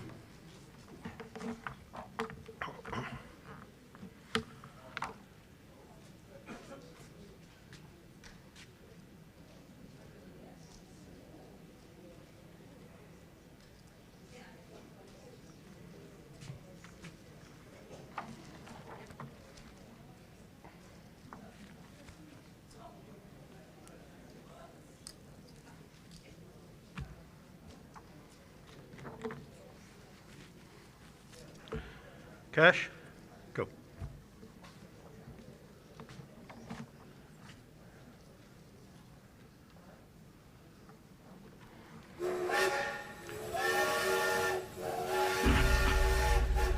Well, as you know, it was easy to get a train from Waterbury and Hartford to out here in the mid-1800s. Something about the northwest area of the state attracting newcomers. Now, as our town's population slowly grew, immigrants from Europe arrived at various stages, helping to build churches, work in factories, and added culturally to our town. Some came here alone to work, arriving on the trains and trolleys. Others met up with family members who had arrived here earlier. We're going to meet some of these immigrants, and as they talk in their native language, the translation of what they are saying will be on the screen in front of you. Now, one of the earliest immigrant cultures came from Italy. Here's one of those good people coming in now.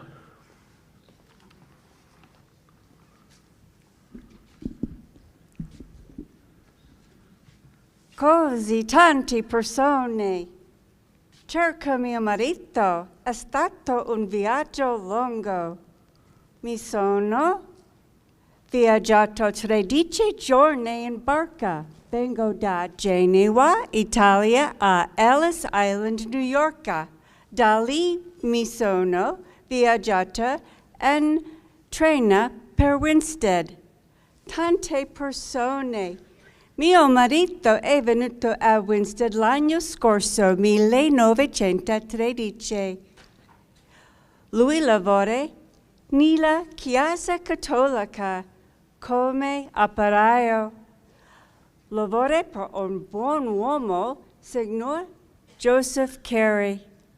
Vivremo con i cugini Edna e Luis nella piccola Italia, via della Castagna.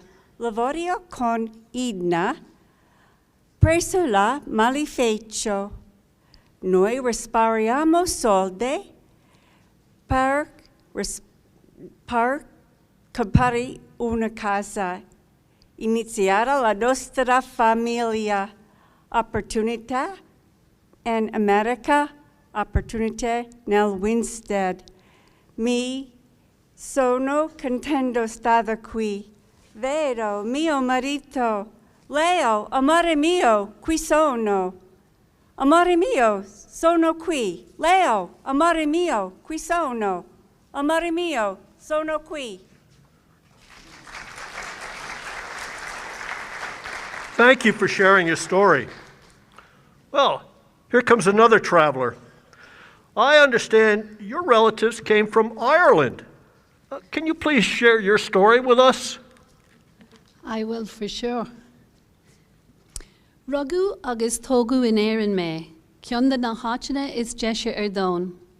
Ach in 1985 áfach, bhí gantanas ubre an, agus ar nós go leor eile de muintir na tíre sin, hin mé féin is mar chéile dul Rimmecha go New York an áte rugu eisin. Tar éis trefse gá bhlín go lé a chaithóin sin, wóga mar go Winstead. Bhí ar nóchan agin de héal na carach, agus ó tá dréic na tíre an seo cosal go mai le dúthaí na héireann, darí mar ar sahín seo an seo. Ar siúló de hógal sríd sráid na darach dam si mé go leor anamnacha éireannacha sa réalaigh. Dúirt cuasalam gur tháinig na daoine sin go dtí an bhaile i dús bara chun obair áil sna manacana áitiúla. Fá mór le ré a rugu do hismothirí as éireann ná Séamus Padda Macklin. Rugu Séamus in 1867, drascail séar na scoile na Publi, thuí sé le dlí, agus bunú cleachtas sa bhaile. Rinneadh clérach an bhaile de. Capú éan an attorney do chuirt an bhaile agus tamil beag in a dhé sin ba é an waiste foiste. In 1950 tógu chun chodála é agus chuir sé sacht session is deachán. Déag sé in 1930. Géal eile ó ré faidir siar ná sin ná Samuel Belton Horn. Bás tulach mór ag gunda íhálaí dó. Frid Samuel sa choró charachta agus ba an céad óglacht as Connecticut Danú an brun orna de war crogachta. Na ní luthia agam an seo ach beirt nach bhreathe a rócóní orthú a Winstead, bhí go leor eile an nach rócáil orthú a chur fuaithe sa dúthe seo. Má bhealach féin, tám tar éis aithin na chur gur leor daoine de muinse éireanna. Agus is bra le mananam nach a lu an seo. Muinteoirí géhin, muinteor de bhainaí, muinteor macrána. Ach níl an sin ach beagán acu. Is mé atá sunna sásta bheith mo chonaí an seo in a measc.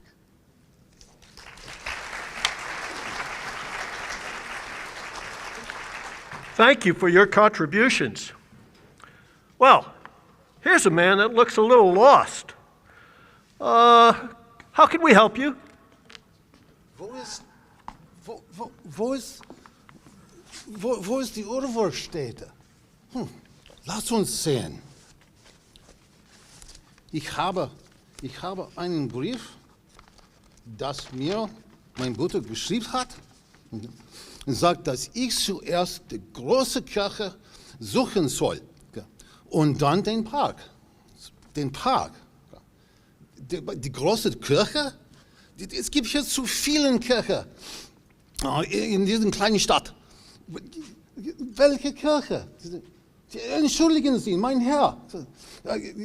Tut mir leid. Du kannst kein Deutsch. Ich kann kein Englisch. Auf Wiedersehen. Oh, Grüß Gott. Dieses wird sehr schwer sein. Und mein Bruder sagt, dass es für mich eine Stelle in die Gilbert-Uhrwerk gibt. Ihr braucht einen Holzstädter, einen Molder. Also Mann in der Vereinigten Staaten, das heißt. Und das ist, was ich mache. Herr Gilbert wird mich anstellen, meine Bruder sagt, und wenn ich gut erschaffe, Herr Gilbert wird mich das Geld leihen, für mich mein eigenes Haus zu bauen. Sinnlos. Sinnlos. Er macht das für alle seine Arbeiter. Aber zuerst muss ich die Uhrwerk finden. Es ist in der Straße bei dem Park. Der Straße bei dem Park. Ach, oi. Well, I'm sure you will find work here, and I'll bet you're going to build that house that you want to have for your family. But many immigrants came to this country and our town to escape prosecution and find a safe place. Please, sir, can you tell us about your family? Dzień dobry. Moja rodzinna podróż do Stanów Zjednoczonych zaczęła się jak wiele innych w tamtych czasach. W roku 1939, kiedy wybuchła II wojna światowa, rodzina mojego ojca została wywieziona na Syberię z nielicznymi innymi polskimi rodzinami w ramach programu relokacji. W 1942 roku mój dziadek Stanisław zostawił żonę w ciąży, zgłosił się na ochotnika do II Wolnej Armii Polskiej. Mój ojciec urodził się na Syberii. Nigdy nie widział swojego ojca, który w tym czasie walczył z faszystami w Afryce. Po wojnie dziadek wyjechał do Ameryki, bo w komunistycznej Polsce groziła mu śmierć za walkę z polską armią, a nie z Sowietami. W 1979 roku mój ojciec otrzymał pozwolenie, aby odwiedzić swojego ojca i przyjechał do Ameryki i zobaczył się z nim po raz pierwszy, gdy miał 37 lat. Później ja, Andrzej, wraz z mamą, bratem i siostrą otrzymaliśmy pozwolenie na przyjazd do Ameryki, ale ta oferta była jednorazowa i bez powrotu do naszej ojczyzny. 20 lat później ja, Andrzej, przyjechałem do zachodniej części północnego Connecticut. Poznałem tutaj dziewczynę, zakochałem się i zostałem. Ta część stanu jest bardzo piękna. i pod wieloma względami przypomina mi moje rodzinne miasto Tuszniki Zdrój. Czuję się tutaj jak w domu i teraz, po wielu latach, mam zaszczyt, aby być tutaj zaproszony, aby opowiedzieć wam moją osobistą historię, jak ja trafiłem do miasta zwanego Winstead.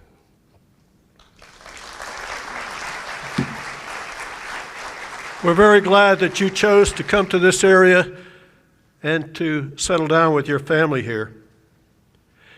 In recent years, our town has been enriched by immigrants from a variety of Spanish-speaking countries, from the Caribbean and Latin America. Tell us, young woman, can you tell us something about your family's decision to call our town your home? Hola, me llamo Winifred Silva y me mudé a los Estados Unidos con mi familia cuando tenía 8 años. Mi familia decidió mudarse a los Estados Unidos porque hay más oportunidades. Mis padres me dieron la oportunidad de tener buenos estudios. La razón por qué nos mudamos a Winchester fue porque mi abuela vivía en New Jersey y no le gustó por la inseguridad que había.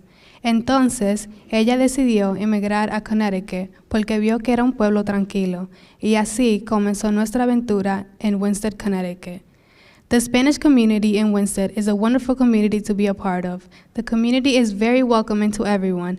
It's comforting that my peers are always eager to learn more about my culture, whether that means that they enjoy the food or the music. The Gilbert School is very supportive of other cultures as we are allowed to celebrate and share our culture with the student body. As a senior here at the Gilbert School, I hope that these celebrations are turned into traditions.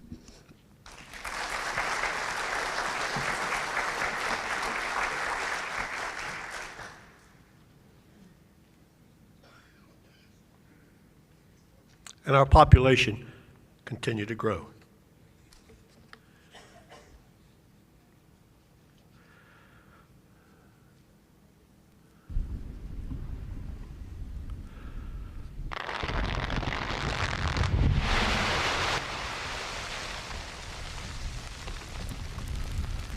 Our fresh water supply, encompassing both Rug Brook and Crystal Lake reservoirs, almost didn't come together. Many of the town's industrialists contributed heavily to the building of a tunnel between the two lakes.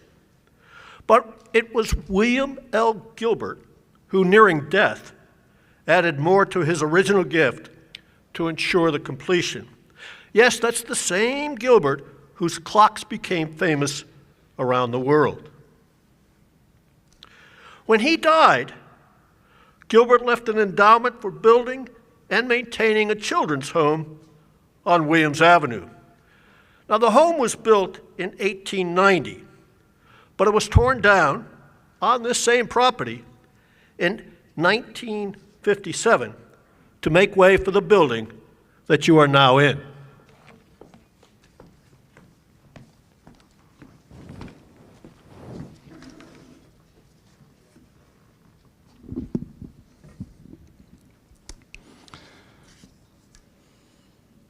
I can't believe they're actually tearing down the Gilbert Home for Friendless Children. Oh my gosh, I can't believe it either. This is unbelievable. I have so many memories in that building. You went there too? I did. My mom dropped me off in 1919 when I was 8 years old. My dad went to the Great War and got himself killed. Mom was out of work, out of money, and out of food, and she just couldn't support me anymore. I can't fault her, though. The Gilbert Home was a place that really treated me well and got me ready for adulthood. I don't think Mom could have done it for me in her condition. Wow. Well, I don't remember my parents at all. The state determined that they weren't fit to be parents, so I was brought there by the Litchfield County Temporary Home. And don't get me wrong, though, it was the best thing that ever happened to me. Oh, me too. I got to know all the other kids really fast. They got us up at 6 o'clock in the morning. They got us out there doing our chores. The boys, we had to go feed the animals, slop the pigs, collect the eggs from the chickens, clean the eggs from the chickens. We didn't know it at the time, but we were getting a really solid work ethic built into us. It's true. You know, the girls in the mornings, we would get up and we'd make the beds and change the linens and do things like that before we got breakfast and ready for school that day. But it certainly, Gilbert Home gave me the skills I would need to become a wife and a mother and a homemaker later in life. It was wonderful. Do you remember what we did on Sundays? Oh, Sundays. Sundays, we'd get up nice and early. We'd get dressed in our best Sunday clothes. All the kids, boys and girls, would meet out in front of the home, and they'd walk us from the Gilbert home all the way down to the church at the bottom of Spencer Hill. Yeah. It was quite a sight to see. I really wish I could have met Mr. Gilbert. Oh, well, sadly, Mr. Gilbert only lived for a year after the home was established. But that first Christmas, he was able to spend it with the first children in the home, and they all got to take turns sitting on his lap and singing songs. It must have been an amazing experience. Oh, he had such a vision for the future. He had the house built to house plenty of kids at the time, knowing that there was going to be a need for the friendless children. Little did you know, at one time there was going to be over 300 kids in that school at the same time. Granted, this was after they built the east wing, the west wing, the laundry, and the kitchen, in addition to what the original house was. All told, over 3,000 kids came through that school in the 66 years that I was there. That's pretty amazing. Hey, did you know Pops? Oh, Pops, Mr. Van Wy, Eugene Van Wy was the best. He was kind of new when I got there, but he was our superintendent, and he was our superintendent he was a superintendent at the home for 45 years. Wow. Did you realize there was only 3 superintendents for the entire length of time that was there? No, I didn't. Mr. Dwight Case was the first one in 1890 when it was built, and he was there till 1910. And then Charlie Morse took over for 3 years till 1913. And then Mr. Van Wy was the man for the next 45 years, and Mrs. Van Wy was the matron for all 45 years. That's pretty amazing. Did you go to the Happy Valley camp? I didn't know about the Happy Valley camp. Wow. Well, that was pretty neat. They had a camp up by Colebrook River, and the boys would go there, and I think it was in August, and they would sleep in tents and go fishing and learn how to cook their food over a campfire. I mean, it sounds like it was absolutely amazing. And while the boys were doing that, we went to a summer cottage, and we learned how to, refine our sewing skills and cooking and things of that nature. Those are some of the best memories I have. But truly, one of my finest memories is going to the library and being able to get a book out of the library all on my own. I thought that was fantastic. Wow, that camp must have been a little before my time. Have you seen the memorial and the tombstones that are down at the cemetery for the 20 kids that died while they were at the school, or at the home, pardon me? It's at the Forest View Cemetery by the ball field. Yeah, I have seen that. Yeah, most of the kids died from the diseases that were common for the time, like tuberculosis and meningitis. The dates on the tombstones go from 1892 to 1908. Wow. Yeah, I did hear something about a child drowning. And, if something like that had happened to me when I was at the home, nobody would have cared except for the people that I knew at the home. They became my family. Considering how many of us kids went to the home, I don't think the 20 is a huge number of children to die, especially with the lack of medical advancements they had. The Gilbert home saw to it that the kids got really good medical attention. Dr. Pratt was there for 45 years as the kid's physician, and he made sure that he kept the new kids coming in separate for a few days from the kids who were already at the home to make sure that they weren't contagious in any way, because the Gilbert home would not allow new children that were either terminally ill or contagious to enter the home. Wow, that's pretty amazing. So, was the Boys Brigade around when you were there? Oh, the Boys Brigade, that was the greatest thing for me. We got to dress up in the brown uniforms that they had. We got to carry our guns, and Mr. Case really got us practiced marching and parading around. The practices were long and tough, but boy, were they worth it. We got to be in parades, and we got to compete against other kids in other homes. That sounds like so much fun. Awesome. Wow. Yeah, they didn't have anything really like that for the girls. We did have a flag squad, but boy, what you were doing, that sounds like awesome. Lots of fun. You said you were here in the 40s. I was in the 20s. it became so busy at one time. What do you think happened? Why are they now tearing this place down? Well, I think, after World War II was over and, everything was doing so well, people were more prosperous, that families could take care of their children. There wasn't a need to send friendless children like ourselves someplace, that they were capable of taking care of them themselves. So I believe the Gilbert home worked with the state, and the children that were still there were put someplace else, and then here we are today. Yeah, now they're tearing it down. Geez, I hope they build a nice place in place of it. I hope so too.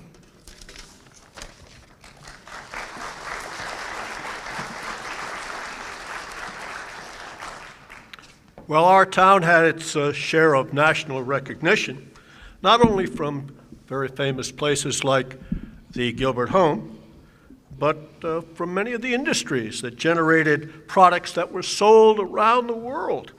And some were said to be the finest products ever made anywhere in the world, right here in Winstead.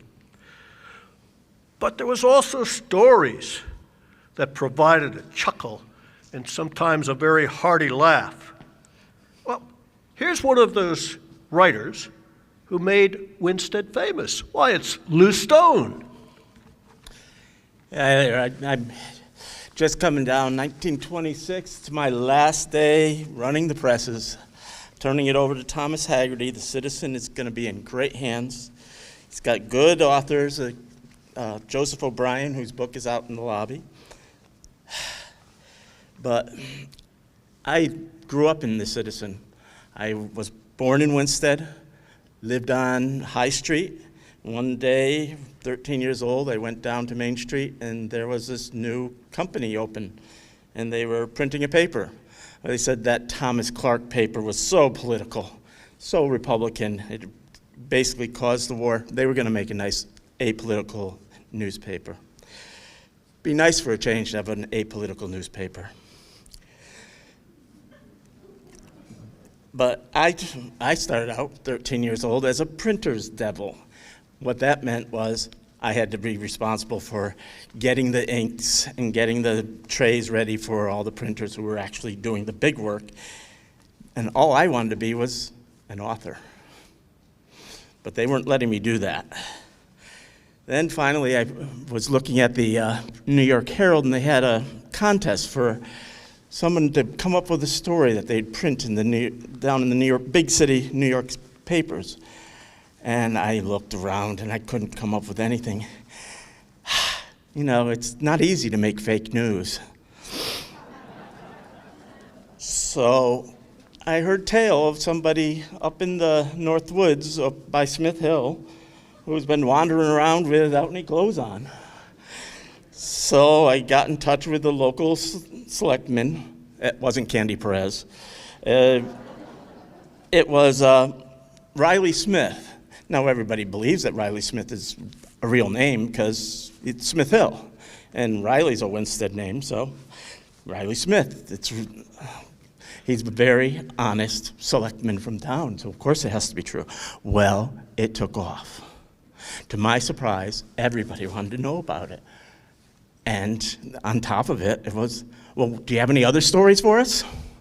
Yeah, that wild man's great. What do you do next? Well, what do you come up with in a small hick town like Winstead is? So we sent stories to New York about the farmers up here, like the hen that after a fire was laying hard-boiled eggs. And on the 4th of July, the eggs were red, white, and blue, and pre-cooked. And then the hen that got lost and was on the milk train to New York City, to get fare back home, it laid an egg for the conductor. They got tired of those little hens and chickens jokes, so I started going for personal ones, like the guy on Chestnut Street, Carmen Becerra, who would lie out on his porch at night, but because he didn't like the mosquitoes, he decided to paint a spider on his forehead. Now, who would believe such a thing would happen? But you never know. there's a farmer who lost his watch, and when he finally had to slaughter the cattle, he found it in one of the stomachs, and the stomach had kept winding the watch for 7 years. These were crazy. This was back when fake news was good news and something fun. World Weekly News, God bless its soul, is no longer with us. But as Mark Twain said, never let the truth get in the way of a good story. So my fame and reputation grew, and Winstead became known as a crazy place to live. And there's just a ton of fake news, so at my death, someone's going to write a poem. See if I can find it on this newfangled newspaper thing here. A man of 90 danced a jig. A farmer talks to a talking pig. One has a cow that gives ice cream. One finds a fortune through a dream.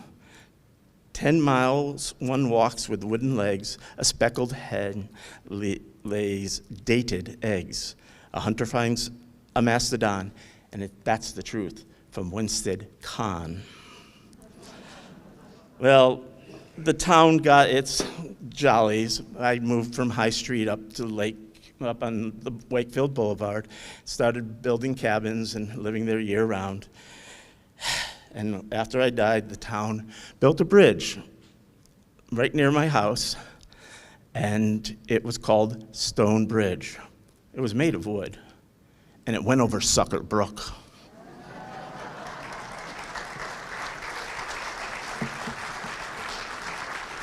Well, thank you, Lou, for a little bit of laughter. And did he say fake news? Yeah, something like that. Now, and of course, religion was very important to our community. Beautiful stone churches were erected, and religious communities grew and diminished. Please, miss, could you share some of what you know about this?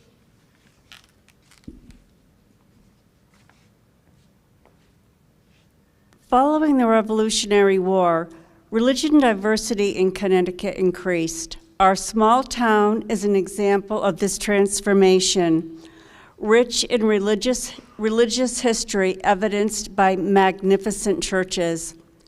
In 1786, the First Ecclesiastical Society of Winchester built a meeting house for divine worship on the town green. 55 years later, the church was moved facing the green.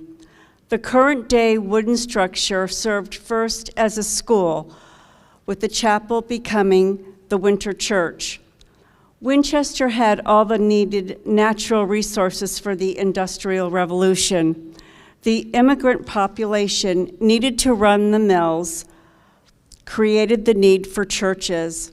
The first congregation, Winstead's oldest church, the first Congregational Church, was founded in 1778. To accommodate the growing membership, the church moved 4 times before the cornerstone of the present church at 95 North Main Street was laid in 1900. The foundation of the splendid Gothic-style church is native stone from the Brook Street quarry. By the late 1890s until the Roaring 20s, population growth and competition among churches being built during this prosperous time brought enthusiasm, new energy, and excitement to Winstead. The masonry work of local contractor Joseph Carey is recognized in 4 magnificent structures: St. James, St. Joseph, United Methodist, Second Congregational Churches. The St. James Episcopal Church was organized in 1846 with 15 members. By 1923, membership grew with the need for a larger gathering place. With generous bequests, the current Gothic-influenced fieldstone building at 160 Main Street was dedicated in 1924. Up until 1847, Roman Catholics gathered in private homes. In 1852, a wooden structure was erected on Oak Street. The influx of Italian, Polish, and Irish immigrants saw the need for a larger house of worship. The present Gothic-style St. Joseph Roman Catholic Church on the corner of Oak and Main Streets was dedicated in 1916. The splendid edifice contains stained glass from Austria and altars from Italy. Methodism came to Winsted in 1790. Rich in history, the Winsted Methodist Church participated in social changes of each era with zeal and reform. In 1832, the active parish moved from Spencer Street to a wooden structure on the corner of Main and High Streets. In 1902, more property was purchased, the site of the present brilliant Romanesque stone edifice. Noted for several beautiful stained glass windows, a 1999 repair cost as much as a 1902 church building campaign, $65,000. In 1854, because of rapid population growth and distance, 51 members of the First Congregational Church and 6 members from other local churches organized the Second Congregational Church in the West End of Winsted. The congregation moved twice before 1899, when the cornerstone of the current impressive granite and sandstone French Gothic-style church at the intersections of Spencer, Hinsdale, and Main Streets was laid. Today, the active church is known as the Church of Christ. Etched in our town history and remaining today are several buildings that once served as houses of worship. In 1890, a wooden chapel at 15 Case Avenue was erected to serve the Baptist community. Shortly after 1910, declining membership saw Baptists merge with the First Congregational Church. In 1971, the building was sold to the Fraternal Organization of Redmond. The building was again sold in 2019. Prior to 1911, members of the Christian Science Society met in homes while the White Temple at 72 High Street was being constructed. Membership in this society declined. In 1941, the building was sold to the Elks Lodge, number 844. St. Andrew's Masonic Lodge, located at 27 Wheeler Street, houses a fraternal organization established in 1823. To this day, the organization plays an important role in local civic and business affairs in Winsted. Former members are still remembered by the streets named in their honor. To name a few: Boyd, Hinsdale, Hollibird, and Wakefield. Our community is fortunate to have congregations large and small, new and old. The Jewish congregation has existed in Winsted since 1912. For 40 years, this congregation met in the previously owned St. James Episcopal Church on the banks of the Still River. The building was destroyed in the 1955 flood. The hard-working, dedicated Jewish congregation built the new brick structure, Temple Beth Israel Synagogue, in 1957. In 1961, a small group of Christian Bible students formed the Winsted Congregation of Jehovah's Witnesses at 970 Main Street. By September 1970, the current meeting house was completed, built by all in the congregation. The Faith Bible Church, a non-denominational church valuing sound biblical teachings, focusing on the giving powers of God's grace, was formed in Norfolk. The small active church moved to 368 Main Street, Winsted in 1987. Our brief tour has come to an end. Please know that each church welcomes you.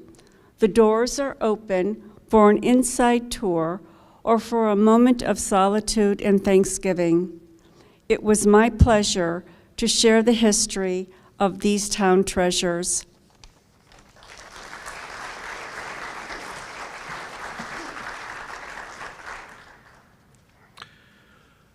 After World War I and the influenza virus that followed, we began to re-strengthen as a community. And then came December 7th, 1941.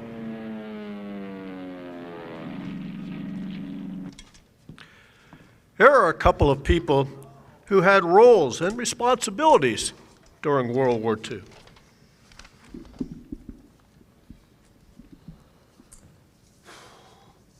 Don't I recognize you? Yeah, you look familiar. Yeah, I just got back from the war in the Pacific. I was with the 169th. You know, we got our start here in Winstead, Company E. A bunch of us, boys from high school, were going to join the National Guard Company, Company E, which in the pre-war times, that's what the nation depended upon in the United States was the National Guard. Okay, so we joined it not for patriotic purposes, but to get some extra money, because it was going to pay a few dollars a week for the drilling that we did, and a few more dollars a month for going out on other meetings at different armories. So it was great putting money in our parents' pockets. I bet it So, was. Yeah, so we had a bunch of boys that joined up with us.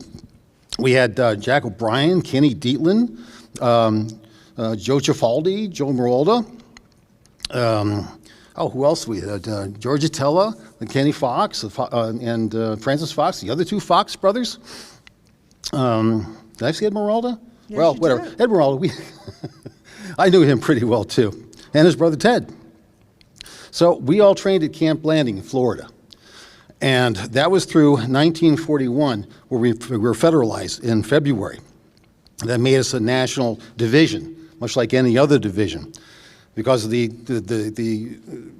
difficulties, the war footing that everybody was on due to Hitler and Mussolini and Hirohito, all the fighting that was going on all over the world. We had to protect ourselves.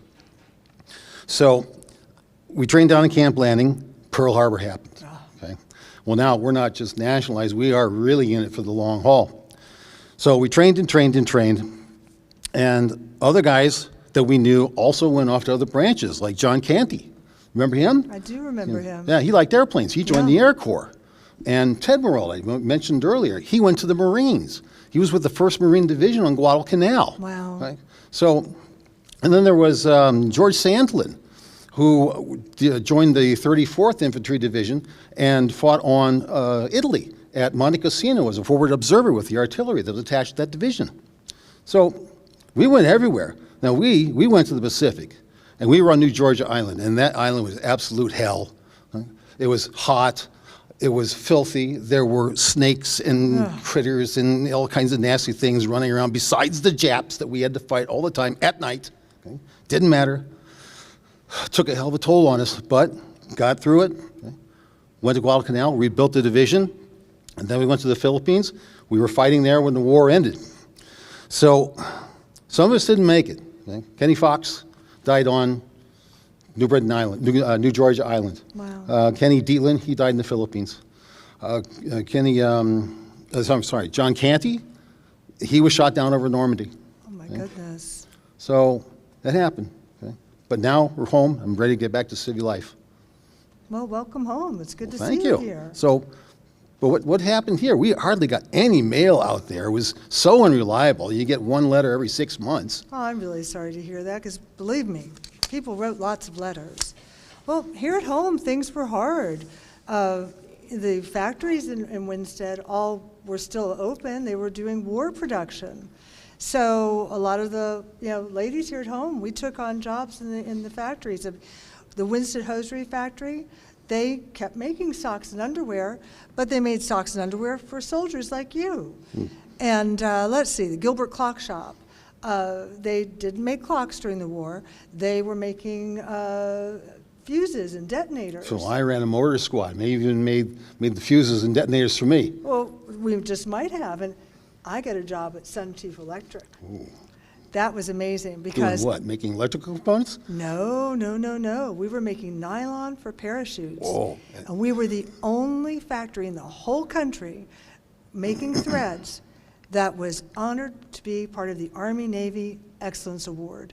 I still remember the day at the factory when the officers all came and they collected us all around and they put the flag up, and every single person working in that factory got an E for Excellence pin. It was a very Wow. proud moment. Yeah, you should be proud. Yeah, but you know, aside from having to, you know, work in that capacity, the other thing that was really hard at home was rationing. Everything you could think of was on the ration, be it clothes, shoes, gasoline, the food, you know, all the basic food items. You had little ration coupons, and you had to try and figure out when was the best week to buy sugar and things like that. So a lot of us put in victory gardens, and it felt really good to be growing our own foods and taking care of ourselves so that we knew that what we weren't consuming here was going overseas to help all the soldiers. Well, all I ever got was just a bunch of beans and ham pieces in a little can called sea rations. Oh, I'm sorry to hear that. Call it high eating. Well, sorry if it sounds like we were eating better here. I mean, it was hard. I think you were. We started raising chickens and rabbits, so we'd have plenty of protein to feed the family. And children got involved in scrap drives, you know, because they could send the scraps off, scrap metal, and the government would use that to build airplanes and tanks. But I'll tell you something, I bet you didn't know that there was an Army post right here in Winstead. No, I did not. Yeah, well, there is.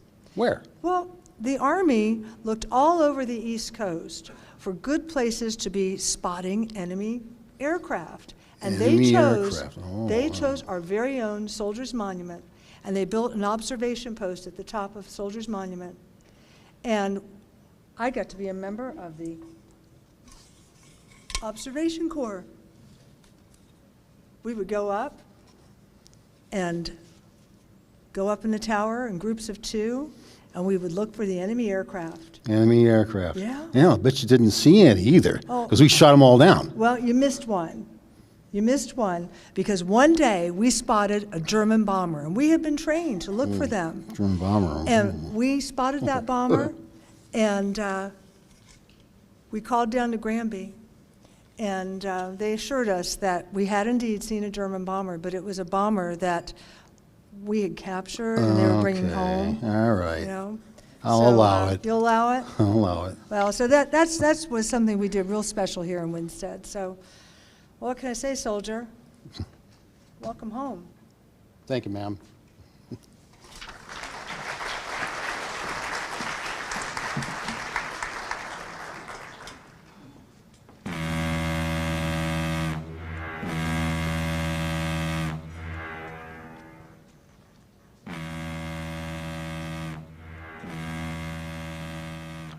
Yep, that sound you heard was the way our volunteer fire department knew where to show up for a fire. The Winstead Volunteer Fire Department was established in 1862, and the Winchester Center Volunteer Department began in 1948. Now, for major fires, they have worked together at the former Gilbert Clock Shop along the Still River. That fire was in March of 1975. And the Winstead Furniture Company building on Main Street was the former home of the Second Congregational Church, and that fire was in May of 1979.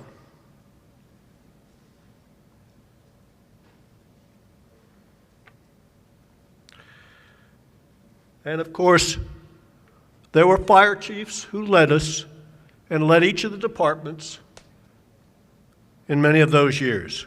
We had fire companies from different portions of the town. But let's not forget the police department. The police department has been in existence in our town since the 1800s and has protected and served us.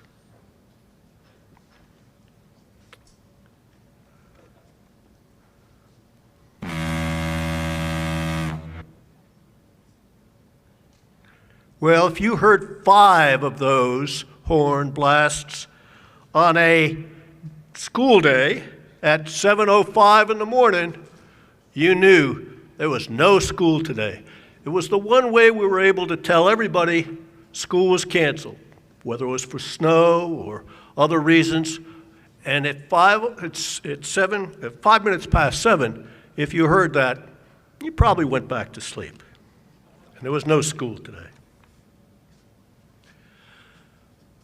Our town has had parades almost since its very beginning. All kinds of parades. Early parades down Main Street. In 1936, the Winchester Rotary Club started the annual pet parade, and it has always been a show of resilience in our town. It never rained on a parade day. Up until last year, the parade was always held, and it never missed a parade day. The fire department parades and other celebrations have always been part of our town. Now, begun in 1932, the Laurel Festival and its parade have been ongoing celebrations in our town's nickname, the Laurel City. Now, except for years during World War II and breaks in the 1970s, the Laurel Parade has been a June tradition, along with the crowning of the Laurel Queen, and in 2016, the expanded crowning of the Laurel King. Now, perhaps you will recognize the names of a few of these Laurel Queens and Kings.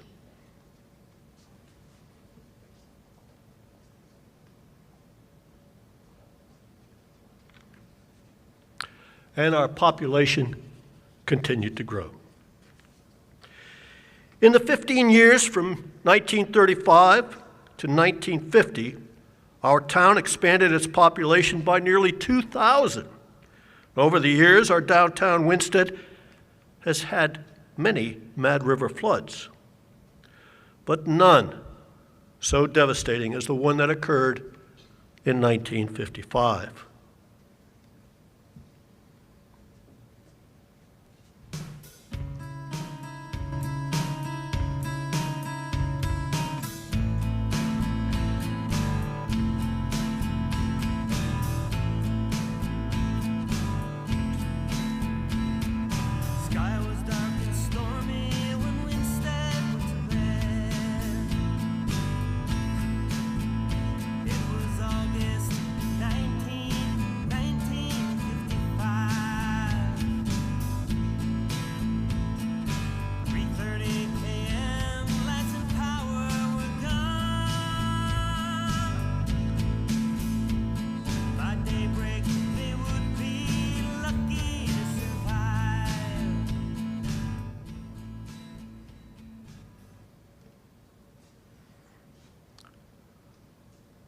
There are many stories of the people who witnessed and survived the destruction of half of Main Street. But there is a very special story of one of those heroes during the flood that I would like to share with you tonight. This is the story of Daniel Smith, who saved the life of John Hort. Now, Dan was a minority student in the Gilbert School when he graduated in 1952.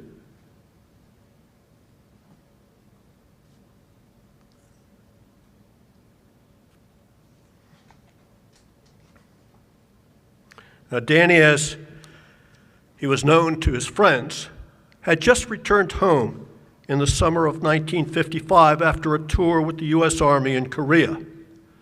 On August 19th, he was on a hillside near St. Joseph Church, watching the fast-moving Mad River water race east along Main Street with building debris and logs, when he noticed John Hort trying to swim from the water to the shore.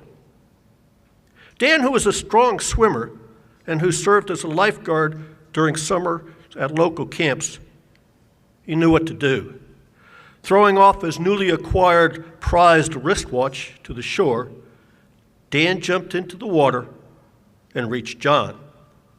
From his Army training, Dan could see that John's eyes began to roll back and was about to go under just before he grabbed a hold of him. Together, They swirled in a whirlpool, losing touch with each other briefly, and then Dan was able to grab a hold of John again and hung on to him. Dan was nearly exhausted, struggling to make it to shore, when police officer Abe Risha came by in a small rescue boat just in the nick of time and helped John and Dan make it to land safely. Now, Dan remembers that when he got to shore after losing most of his clothes in the floodwaters, he recovered his prized wristwatch that someone was holding for him on the hillside, and then walked several blocks to his home. When he arrived there, the first thing his mother said was, "I thought you were dead." She had just had a visit from the civil defense agent who told her that they believed Dan had drowned. But others did lose their life.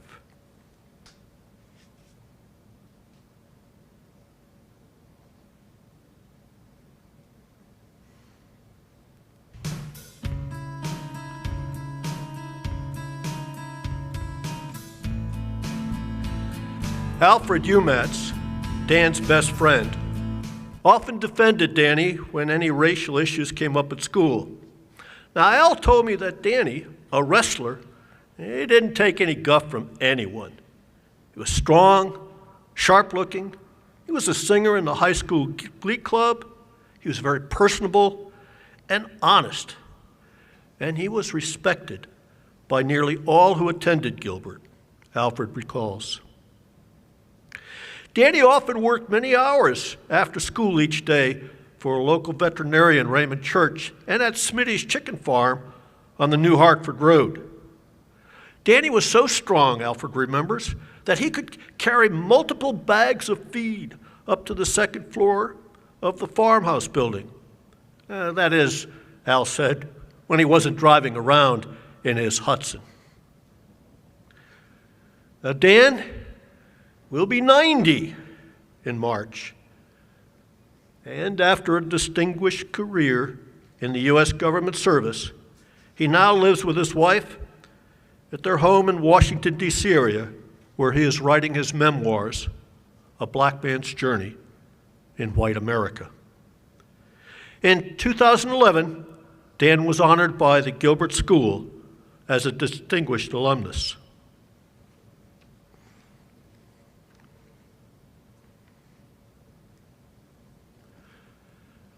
But Winstead did recover, and Main Street's resiliency did come back.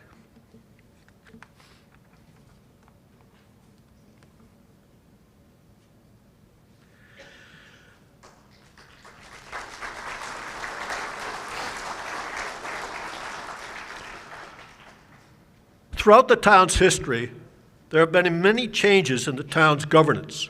In the early founding, a 3-member board ran the town. Later, that board number was raised to 5 members, and as the town grew even more, it was decided that a 7-member board of selectmen, led by a strong mayor, would be the best form of governance for the town. Today, our town is governed by a 7-member board of selectmen, who from among their members choose a mayor, who is the chairman of the board of selectmen. The Board of Selectmen hires a professional town manager, who is the town's chief executive officer, and provides the daily staff management and leadership to the town employees.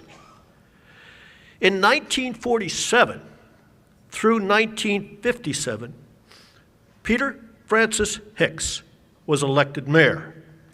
And as the mayor when the flood hit in August 1955, Hicks was responsible for governing during the emergency and remained the elected mayor throughout the 1957 Reconstruction. Now, Hicks has a unique place in the town's history of government.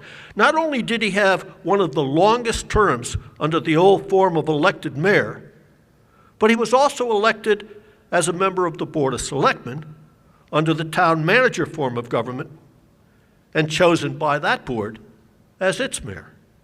Now, don't let this all confuse you. Here are some lists of the the names of the former mayors and town managers. You may recognize many of these names, or maybe you're new here and you do not. But one thing is certain, the various government forms provided resiliency to our town.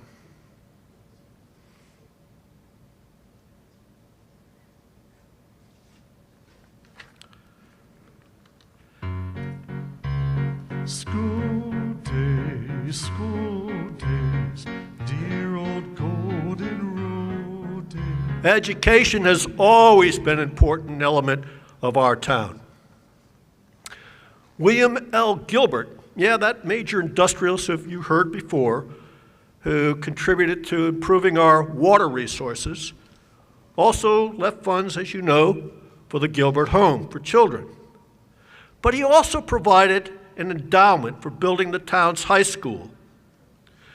The first Gilbert school building was at the center of town across from the East End Park.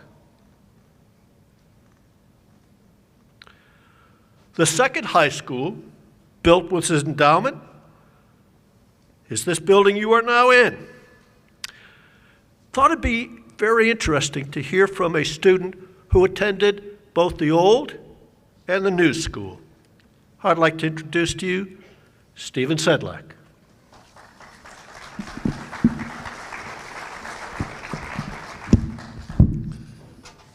Thank you. Let me share some memories in a tale of two school buildings, so to speak. And we'll begin with the original Gilbert School on Park Place, which opened up in 1895.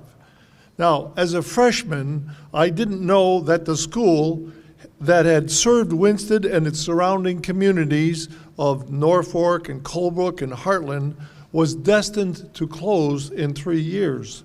But I fully enjoyed my 3 years in the 60-year-old building and was challenged in my classes by some excellent teachers.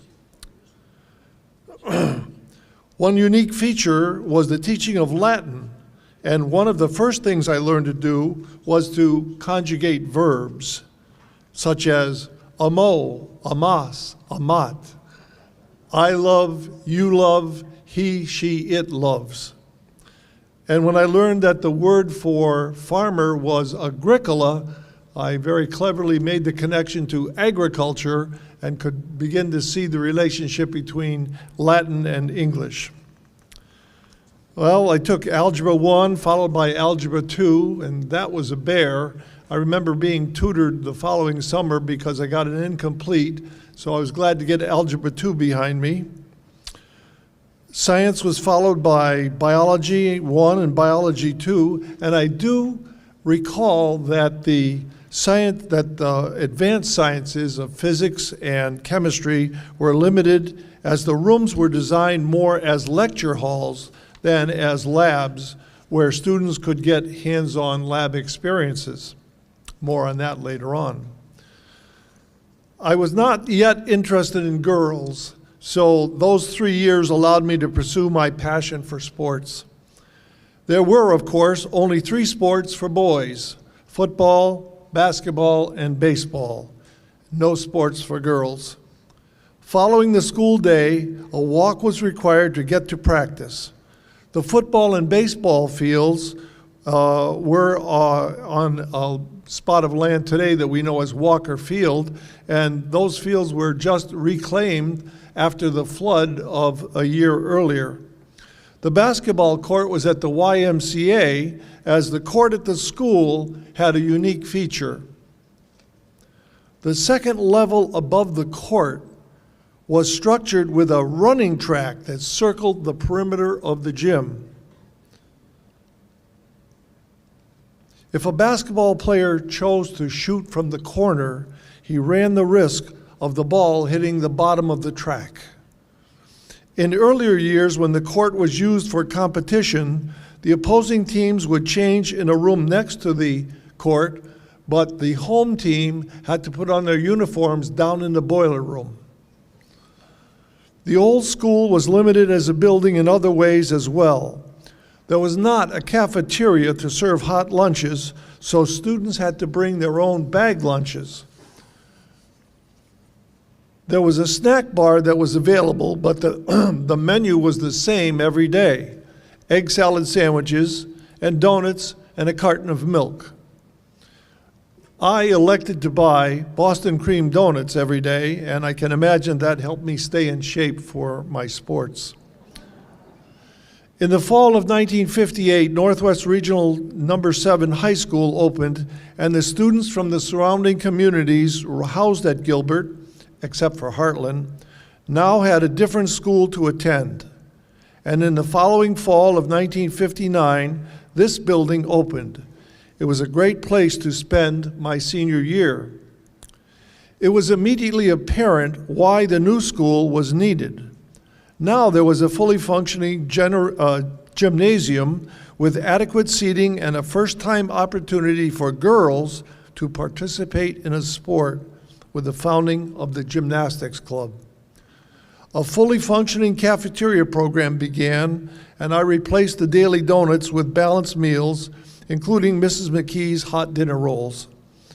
In addition, I got a chance to work in the kitchen during my study hall, washing pots and pans, a skill that has come in handy over the years of my married life. The well-equipped science labs offered a real opportunity for hands-on learning. Chemistry students were required to identify the components of an unknown substance, and Doc Flaherty had created different unknowns for each of us. There were litmus tests and other tests to determine if the various chemicals were present in a process of elimination.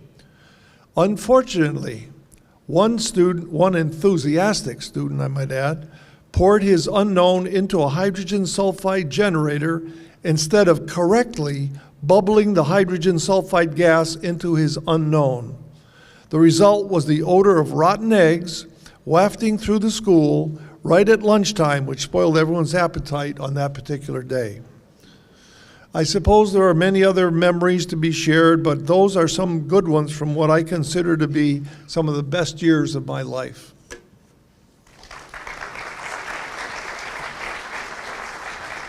Thank you, Stephen, for sharing all of that memories with us. After the new Gilbert School was opened, a group of town residents, including Shafiq Nader and George Sherwood, worked together to open the state's first community college by converting the former Gilbert School on Main Street into a community college building. Now, Mr. Sherwood is with us here tonight to tell us something about the difficulties of beginning this major endeavor. And Mr. Sherwood, maybe he will tell us a little bit about the Lantern Museum that he started.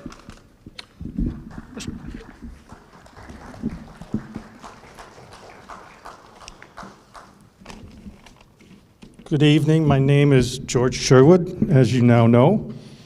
I came to Connecticut when the state hired me as an aeronautical engineer and a planner.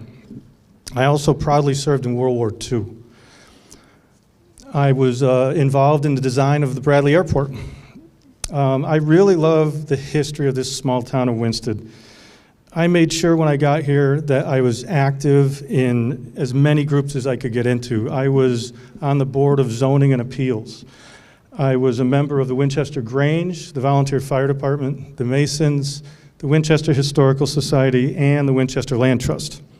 So being active in the town helped me learn of another man of resilience, and that was Shafiq Nader.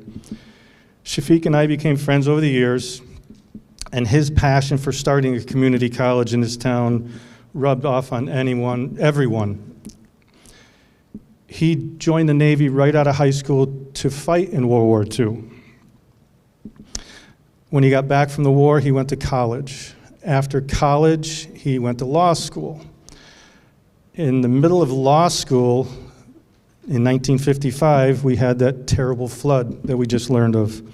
The flood wiped out his father's restaurant, the Highland Arms, right in the center of town, and Shafiq left law school to come help his father rebuild and operate the the family restaurant, and that is where Shafiq and I met and became very good friends. When the Gilbert School moved from its previous location down by the East End Park to its new location, Shafiq saw that as an opportunity to get a community college here in town. So in 1961, he proposed the Winchester Bill, which would allow colleges to be run regionally by small towns combining forces, much like the regional high schools that we have now. Unfortunately, it was rejected by both the town and the state. Not to be slowed down, in 1963, Shafiq incorporated the Committee for the Community College of Northwest Connecticut. I was elected chairman of the committee, and Shafiq served as our president. That same year, the Higher Education Facilities Act came about to help between 25 and 30 community colleges be built each year. That got our committee going. We started polling the local high schools to find out the need for a community college in the area. We also constructed a plan ahead of time on opening and operating the college and devised a way to persuade the town's skeptics that it wouldn't draw in the hippies and the druggies and there'd be plenty of parking and plenty of housing for everyone. After the polls, we estimated that about 10% of the high school grads would attend college, which would then bring in about $100,000 of income for the school. Subtract salaries, books, furniture, school repairs, and the first year we'd be operating at about a $200,000 deficit. But NCCC was designed to be a school of the future. So in 1965, the committee made a deal with the town of Winchester to lease the old Gilbert School for a symbolic $1 a year with the town's approval. Well, the town approved 10-1. The school, though, needed to pick up the $270,000 property insurance on the school, on the building, with only $6,500 raised so far. I wanted private funding for the school all along, so the state would operate and take over the funding. Shafiq wanted public funding, but we just didn't have enough money. That in 1965, Bill number 4405 appropriated $458,000 for a new college in Winsted. The committee jumped right on this, and on June 21st, we moved and seconded a motion to request the state accept jurisdiction of the school at the earliest possible time, and the vote was unanimous.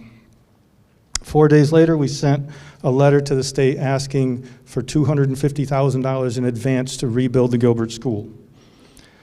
Finally, on September 1st, the State Board for Regional Community Colleges announced our conditions to open. Our conditions were that the board had to acquire all assets and liabilities for the school. The school would have to be inspected. There'd have to be at least 50 full-time students enrolled. They'd have to improve all of the employees, and any expenditures over $500 by the committee would have to be approved by the state. We met all those conditions, and the Northwest Community College was opened on 9/27/1965. It was one of the first community colleges in Connecticut, and Shafiq Nader and the Committee on a Community College for Northwest Connecticut were the absolute definition of resilience. When I first moved to Winchester, the house I was in had no electricity. So what it did have was kerosene lamps. Kerosene lamps in the kitchen, kerosene lamps in the bedroom. Every room in the house had kerosene lamps, more than one. Some worked, some didn't, some were broken. This took me on a 40-year journey in collecting lamps. I got so many that I finally had to acquire another building to house them, and the building next door to me was available, and I grabbed it. It was the Bronson General Store, and it also had the post office in it.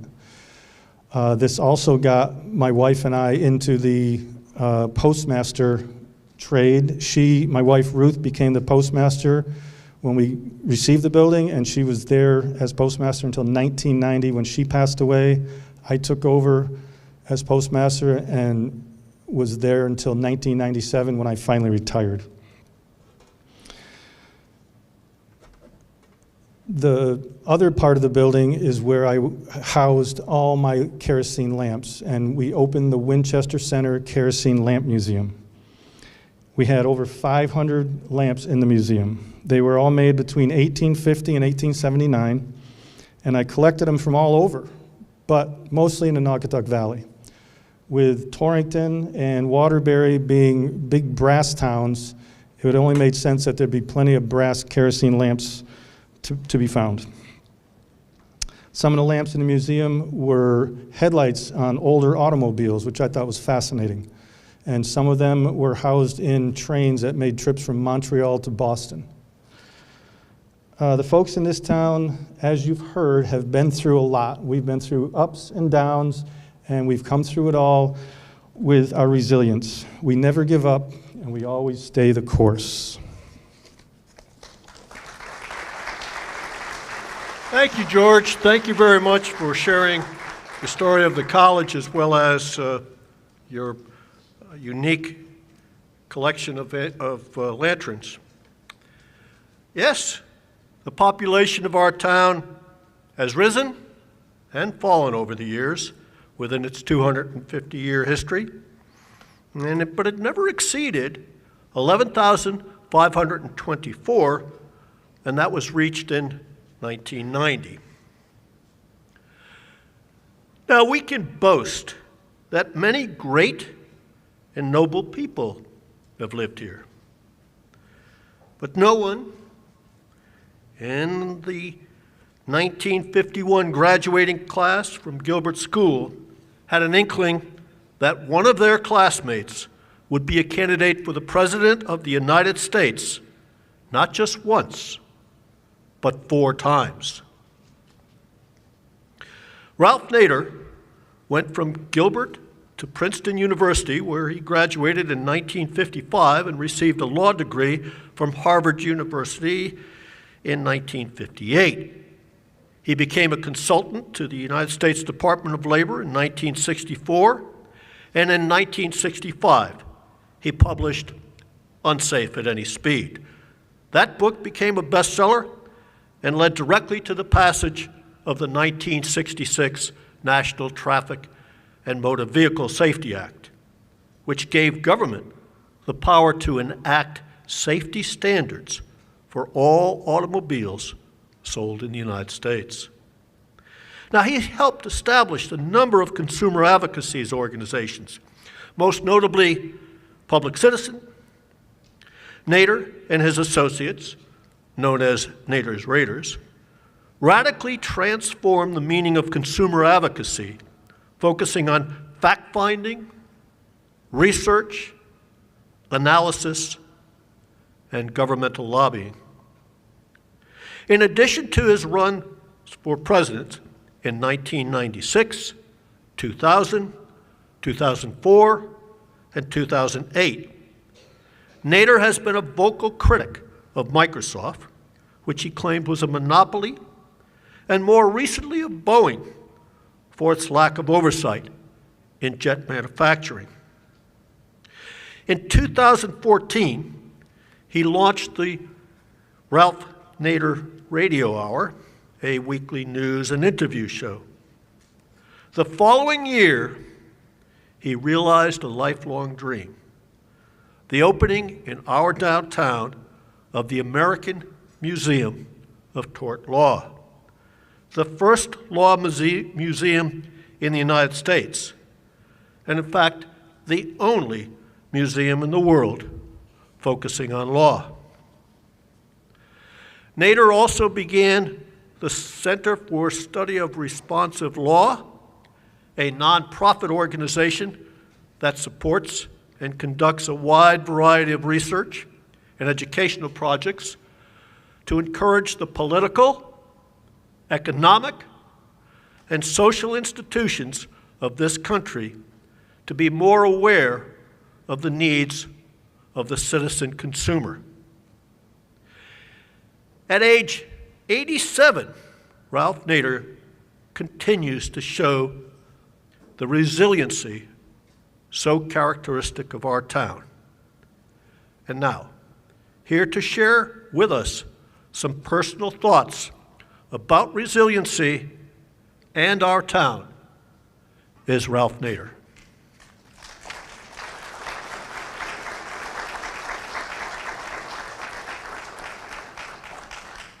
Colleagues, for creating this wonderful. Thank you, Jack, and your colleagues for creating this wonderful event on the occasion of the 250th anniversary of the town of Winchester. Imagine, it started before the American Revolution in 1771. It's an area about the size of Manhattan Island in New York City, full of woodlands, fields, lakes, 2 major rivers, streams, a wonderful place for children to grow up. Only 11,000 people, quite different from Manhattan's population. And in its history, the town of Winchester, known as Winstead, has experienced wars and depressions, epidemics and floods and other major storms. And it still has been resilient. At times it reached peaks of crisis. Around 1900, the town reached 9,000 people. It had 100 factories and fabrication shops, and it had needs that weren't being met. And so philanthropists started. They helped build all kinds of institutions. The hospital was built, first one in Litchfield County. The story of the Winstead Health Center is in this book, Code Blue. It's in the library. The story of the community college, Democratizing America, it's in the library. And don't forget this, the promise of a small town. It'll all make you proud. Philanthropists, Beardsley Memorial Library, philanthropists. The town needs a high school. William Gilbert, the industrialist, funds the high school. That's resilience. There was another crisis period, starting in the late 1950s for the following 20 years. The factories started shutting down with all the job loss. We lost our train station, and at one time 7 trains a day to New York City. Imagine that. We lost our county courthouse. The daily newspaper, Winstead Evening Citizen, shut down. The Great Flood of 1955 devastated Main Street. And then resilience of the community came in again. Our family was proud to play a part in that.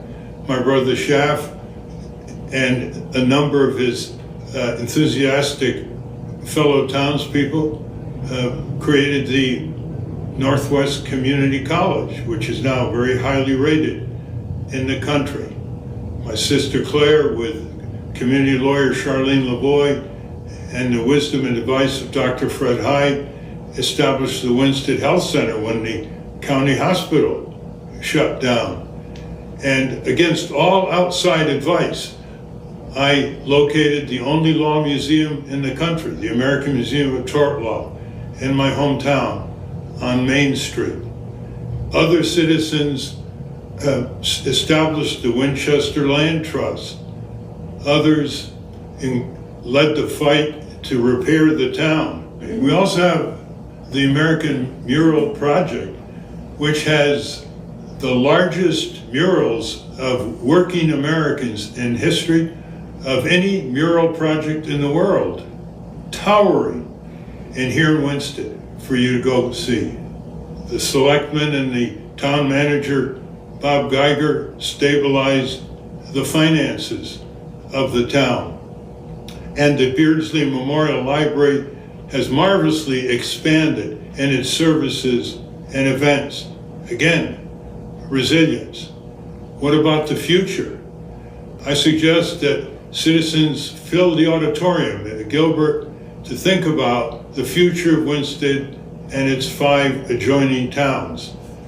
In 1989, we put out a book called The Promise of a Small Town, and it has a lot of information that can be used today. Indeed, there are so many things, short range and long range, that can improve this whole area. We need a weekly town newspaper, for example. We can expand the community college to provide majors that will attract students from all over the country.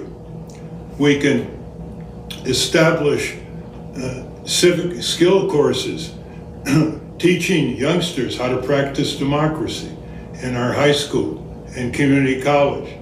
We can experiment with municipal broadband, which some towns have done. We can help expand the startup of the food co-op in this town, which is really needed, as Great Barrington has had for years. We can open a bookstore for author events from the region and around the country to provide a vibrant intellectual life, which is so essential in a democracy. We can do these and a lot of other things if we just come together, if we just show up. Half of democracy is showing up. And we have a lot of talent here in Winstead and in the adjoining towns that I think can be encouraged to have a higher estimate of their own significance in building a much better community, a community that will be a model in many ways for the rest of the country. We need more clean economic activity to provide more local economic jobs here, as Winstead was once very self-reliant in all kinds of ways. And we need a more vibrant level of civic activity. That's really the most fundamental of all. People have to show up for gatherings, meetings. More people have to vote. More people's ideas need to be encouraged to be put forward. And with all of this, we have this wonderful town meeting form of government, probably the most democratic institution in the world, where people are their own legislature if they don't like what the elected representatives are doing. And that's why I've always said, if you don't like what your local government is doing, look at yourself in the mirror, Winsteadites, because you've got the legislative power to turn it around. So let's use all our assets, put them together, have a big gathering at the auditorium at Gilbert, and get underway. We have nothing to lose but our dreams.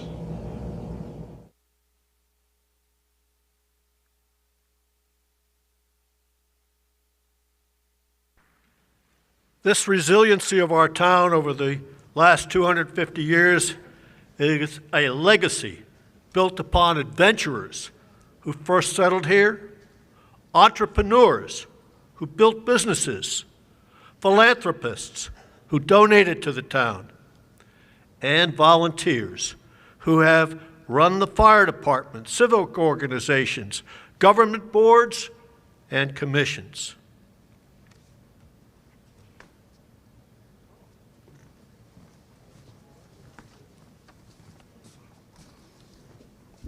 Would all of you who are born after the year 2000 please stand up?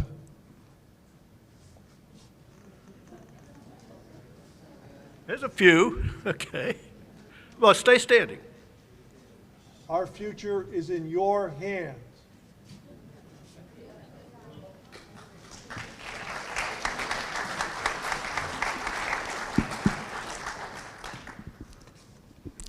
Would all of those in the audience who were born after 1980 stand up and remain standing with the others?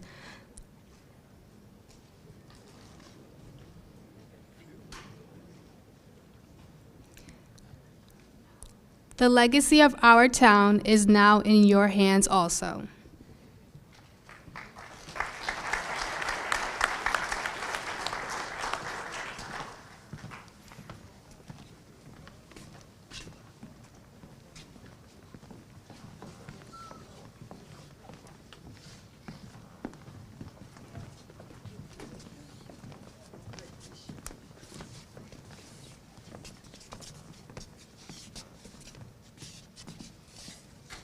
The resiliency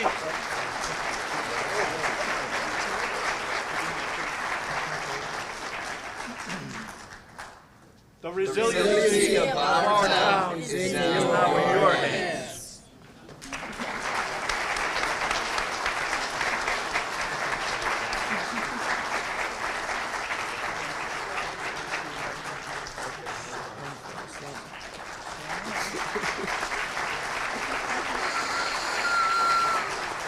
Down there. Up there.